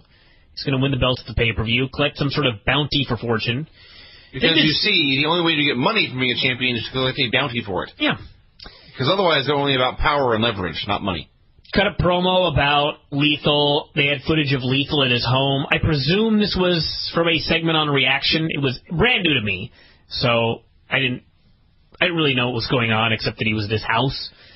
So he did his promo. It was not quite as bad as a John Morrison promo, but it would fit right in on Raw. Yes. He called Lethal's mom Fugly and Rancid, and Fugly, by the way, in 2010. And 2011, mind you. And then Jay ran down to make the save for his mom, and he slid into the ring, and immediately, he didn't even stand up before he was laid out. Yes. And he slid in the ring and laid there. They claimed Kazarian hit him with a baton. Well, he did. Hell of a save by Jay Lethal. He looked like the biggest fucking fool here. He did technically get hit with a baton, but yes, he couldn't. We're supposed to get behind this man. He couldn't even hit a couple of punches and then get laid out. No. Yeah. He ran in. He was disposed of summarily. He posed no threat to Kazarian, and that was that. He could not get in the ring and be running wild on the man who had made fun of his mom, and then the heel had to cheat to lay him out. No, they could not even do that. He couldn't even get to his feet before he was laid out. Is this stuff that hard? How many times in 2010 have I asked that question? Forget 2010. How many times in the last 5 years have I asked that question? Is it really this hard? The answer, everybody, is no. It's not this hard. You just have to think about this for like a second. But there's no thinking in TNA. And we had Foley meeting with Eric and Flair. I missed a week. I had no idea what was going on here. He said they were playing around with Anderson's mind. He said Anderson and Morgan needed to know who they were facing tonight so they'd have time to properly prepare. Apparently Foley did not know that they were having teammates and not opponents, although I guess there was one opponent for each of them. I don't know what difference an hour would have made. They can't stretch unless they know who their opponents are. So Flair told them to fuck off. Velvet and Sarita in a strap match. This match was abysmal. This was, again, if this match would have taken place in 1997, people would have given it -5 stars and called it one of the worst matches in the history of wrestling. But there's been so much shit in professional wrestling in the last 10 years that there are going to be people on the board that are going to post tomorrow that they thought that this was a good match. You know, I don't disagree with you, but I watched this and I didn't even blink. It was just another shitty TNA match. This was horrible. It was, okay, so there's the strap match. First of all, the strap would not stay on. Sarita's strap kept falling off. Then they did every finish ever with the one wrestler tagging on the turnbuckles and the other one nobody cared about. And nobody cared about. The key to this is that Sarita was beating on Velvet with the strap. The heel, for those of you that don't watch Impact, or for those of you who do and are still confused. I watched it. Sarita is the heel. She was beating on Velvet with this strap. Velvet finally makes a comeback. She's strapping Sarita, and nobody cares. It's silent. See, I assumed that all the women, with the possible exception of Mickie James and SoCal Val, were heels. No, there are baby faces. They're just... That's odd. Terribly booked. As was Velvet here. They did the same finish they do in every strap match in history. Mm-hmm. Velvet was carrying her on her back, and she touched one corner, two corner, three corner. Sarita was touching them at the same time, and as Velvet was about to at the last corner, Sarita flipped over and touched the corner to win. However, it's fucking TNA, so even this was fucked up, as the strap actually fell off of Sarita. So Sarita was unstrapped when she hit the final turnbuckle, and they still announced her as the winner. Mm-hmm. It would be hilarious if it was not so sad. That's the new standard. The James Storm versus Chris Harris match with the blindfold kick kept coming off as worse. But it was the same concept. They can't even get their equipment right. So then, can't just have a bad match and leave it at that. No. Sarita, who won the match, by the way, Sarita jumps Velvet and beats her with a strap. Then Angelina came out to make the save. Then Sarita fled. Then Velvet went away pouting. And so, by the way, to recap, Velvet Sky lost the match clean, then got beat up. Someone had to make the save for her, and then she pouted and stormed to the back, and she's supposed to be the beloved baby Well, face. that's why I say there are no baby faces. Yes, so then we have a commercial. Then Angelina went after Sarita backstage. She attacked her like a maniac, unprovoked, and then she got her ass kicked. And again, I guess we're supposed to cheer for her as well? This actually was worse than the match. Velvet... oh, my God. Angelina attacks Sarita. And Sarita is repeatedly saying, and I quote, ow! First off, retape. People should not be saying ow repeatedly when they're attacked in a backstage segment. So, then, after beating up Sarita, in a fair fight, makes her own comeback and lays out Angelina. That's what I thought. Who, again, is supposed to be the babyface. And Winter has to make the save for Angelina. 2-on-1 against the heel. Yeah. I give up. Yeah, this show sucks. We had Doug Williams backstage. No, you skipped a segment. I did?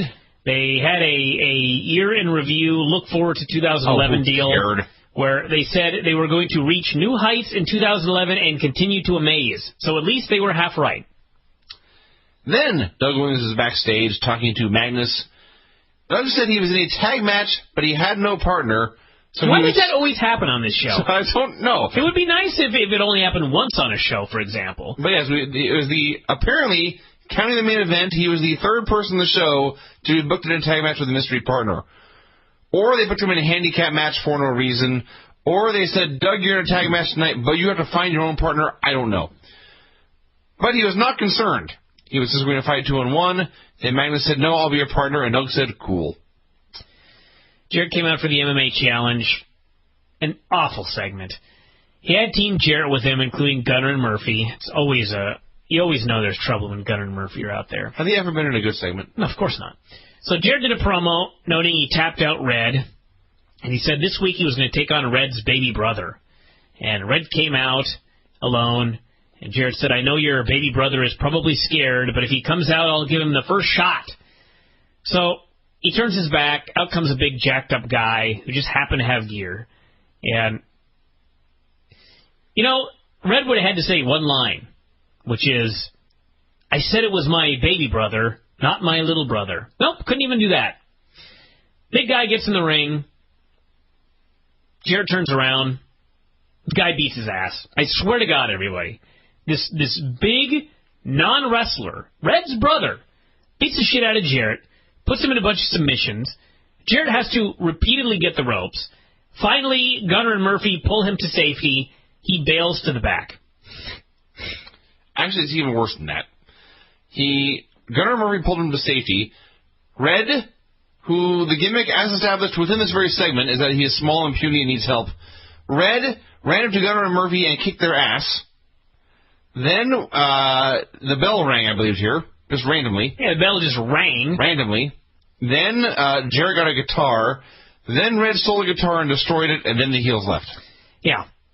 So, for those of you wondering what's going on, I don't know. I don't know what's going on, because what they are doing is, every week, Jeff Jarrett's gimmick is different. One week he is a feared shooter, and the next week he is a coward that knows nothing about MMA. And it varies by the week, which makes it impossible to get into this. Yes. I know that at the pay-per-view they're going to be doing Jeff Jarrett and Kurt Angle. Apparently that's set up next week. Why the fuck we should care about that when he just got beat up by Red's little brother, I have no idea. I don't know why he's not facing Red's brother at the pay-per-view. Because to me, if I watched this segment, that's what the conclusion I would come to. Sure. Jeff was just made to look like a complete pussy by Red's brother. So, I don't know. I don't know what's going on here. I have no explanation for this. So there's more. Jeff, who was upset about this, he wanted to make sure it didn't happen again, so he goes to Bischoff. So these are the two solutions he comes up with. One, he will only fight guys at his height or shorter. Not weight. Height. Weight limit. Height limit. Yeah. Two, they must be framed only as exhibition matches. Yes. So apparently, had his encounter with Red's little brother been billed as an exhibition, things would have gone differently. I guess. I suppose. Bischoff was a little I don't know concerned why about you this. wanted it to be an exhibition. I don't know what it has to do with anything. I know where it's leading, but I don't know what they do. I mean, obviously the idea is that's how you get Kurt Angle back, because he's not in a match. He's in an exhibition. See. But when you look at how they put the story together, it makes no sense. What happened that required Jeff Jarrett to require these to be exhibitions? So, point A is Angle's fired. Point B is we need to have an exhibition match so we can bring him back. Point C is blank, and point D is Angle's in the exhibition. Yeah. I see. Well, that makes sense in that way, then. Number two, Jarrett announced here, it will be okay, we'll have them sign a waiver. Mm-hmm. Apparently they haven't been doing that until now. No, these guys just come out of the crowd. Who've been jumping into the ring and getting beaten and choked and unconscious by Jeff Jarrett have been doing so on the honesty method. Yeah. You would think with all the legal problems that Bischoff is having in storyline, he would have thought of this, but he never did. I guess not. Because his character is a fucking moron, apparently. Well, they've just taken out the word. Oh, Jesus, this sucks. Rob Terry and AJ Styles versus Doug Williams and Magnus. God, they've killed the AJ Doug Williams feud. Yes. Not only they killed it, but like, in this match, first off, when Rob Terry came out, I totally had forgotten he had turned heel. And apparently the fans had forgotten as well, because the fans, throughout this match, booed Magnus, cheered AJ, and there was kind of a mixed reaction for Doug Williams. And AJ ended up pinning Magnus with Doug's finish, and everybody cheered. Yeah. Amazing. I'm not amazing, really. And it's expected at this point. I believe that Magnus is technically a babyface now. He did make a babyface comeback here, but I think it was his first babyface comeback. It was pretty clunky. Madison Rayne came out. She's wearing a gown. She had a bunch of sharp-dressed men to carry her into the ring and hold the ropes for her. This took a very long time. Her music was playing the entire time. Her ring song appears to consist of exactly 3 notes over and over again. Mm-hmm. Very, very annoying. She said her dress cost $79,000. She said, and I'm summarizing here, that people want a classy champ like her, not a country girl or a slut. And, of course, she had to use that word, like Mickie. So Mickie came out and tore up the dress, and that was that. It's one of those segments where you wonder what the point of the segment was. Like, obviously it led to a confrontation between these two girls, but let's just pretend this is real. Why was there a segment with Madison Rayne coming out in an evening gown with a bunch of dudes? You know what I mean? like Eric Bischoff put this on the format? Yeah. Madison in an evening gown comes out to speak. I don't know. They do that all the time. Yeah. This was not the worst thing on the show. We had hidden camera footage of the Pope going to the kennel to adopt dogs. And by the way, I got to go back to that segment. Madison is now doing a poor woman's Vickie Guerrero, and it's really embarrassing. Actually, it really makes you appreciate the talent of Vickie Guerrero. It really does. She doesn't say "excuse me." I believe she says "shut up" is her catchphrase. But whereas when Vickie says "excuse me," it's actually fun. When Madison yells, "shut up," it's shrill and grating, and it has turned the channel heat. Yes. And it's not good. Yes, we had the Pope going to the kennel to adopt dogs. He specifically said he wanted pitbulls.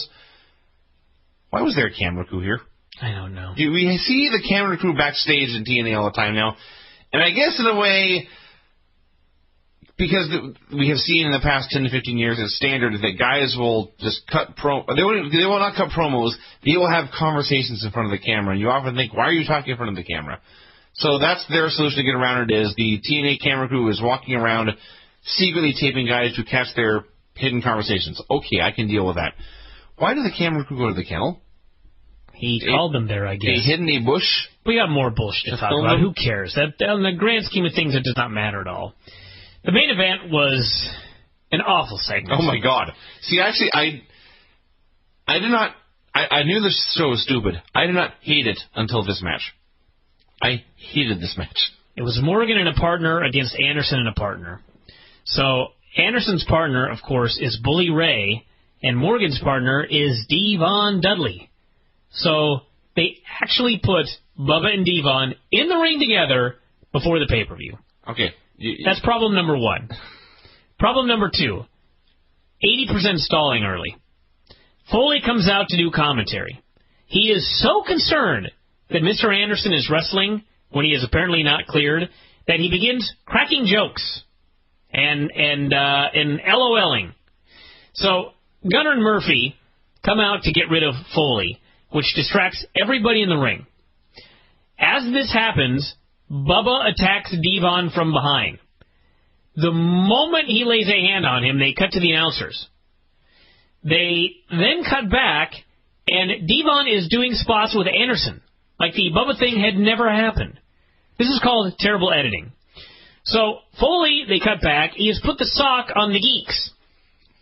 The show ends. The final reaction is beginning. Oh, my God.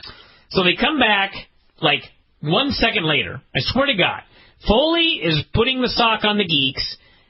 It fades to black. And when it fades back in, that 1 second later, Foley is on the ground, handcuffed, and they claim he has been hit with a nightstick. This all happened in a matter of 1 second, apparently.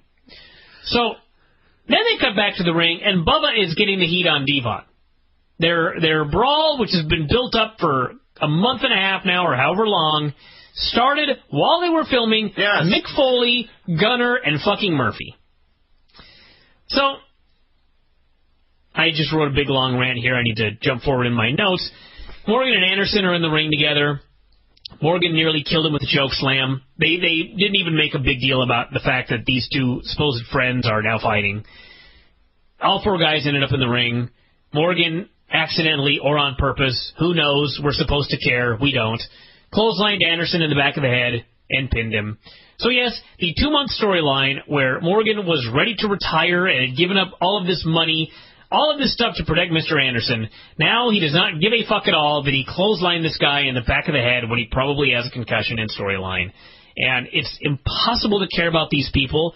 It's impossible to like Matt Morgan. It's impossible to like Mr. Anderson. It's impossible to care about Bubba and Devon now. We've already seen them fight. It sucked. It's just, this is the worst show I've ever seen in my life. The biggest key to me of all of that was just the Bubba and Devon are just another feud. It's just another TNA feud. Yeah. That's a lower level than just another Raw feud or SmackDown feud. So, yes, they're because while they were both in the match, at least Bubba was hiding from Devon. They had not made contact yet. So I wasn't that angry. Then Governor Murphy come out. This distracted all 4 men. Then we saw Devon hit Bubba. Then Bubba hit Devon. Bubba hit Devon. Then several minutes went by, and then it went back to the ring, and as you noted, Bubba Ray Dudley was beating up Devon Dudley. And we had missed the first encounter between the two. Well, we thought it was a forearm that they immediately cut away from. I guess that was that. Yeah. And now I don't care about that match at all. I've never seen a worse television show, everybody. The setup for the finish, there was one point where Anderson tagged in, he took one chin breaker and sold it like he was devastated and dizzy and shit. Then he came in and took the choke slam and kept going. And the finish was, he's standing, I guess he was looking at Devon, but he's standing at the ropes facing out of the ring. Bubba walks up to him from behind, he's looking right at him, and he stops and turns and stands back to back. As this waving neon sign saying, we are setting up for the finish now. And then Morgan went to hit him with a discus lariat, Bubba ducked, and Anderson, of course, took it. He was knocked out cold, reconcussed, and as you noted, Morgan just turned him over and pinned him. Yeah, didn't care at all. Nope. You know, when they first did this concussion storyline, I gave it the benefit of the doubt. But here we are. That was foolish. Tomorrow is 2011, and TNA is doing a concussion storyline where the guy with concussion is wrestling every week because he's too tough to take the time off. Or what? Or he's faking the concussion, and he's pussy for trying to fake concussion and get sympathy for it. Either way, they can fuck up anything. You know what I mean? I've now determined they can fuck up anything. More to the point, they can't not fuck up anything. Yeah. They can't do anything right. Everyone, don't watch this show anymore. That's your New Year's resolution, everyone. Stop watching Impact. I should start a letter writing campaign to get the show taken off the air. Well, hey, they got rid of Reaction, and it's not like Impact is knocking them dead.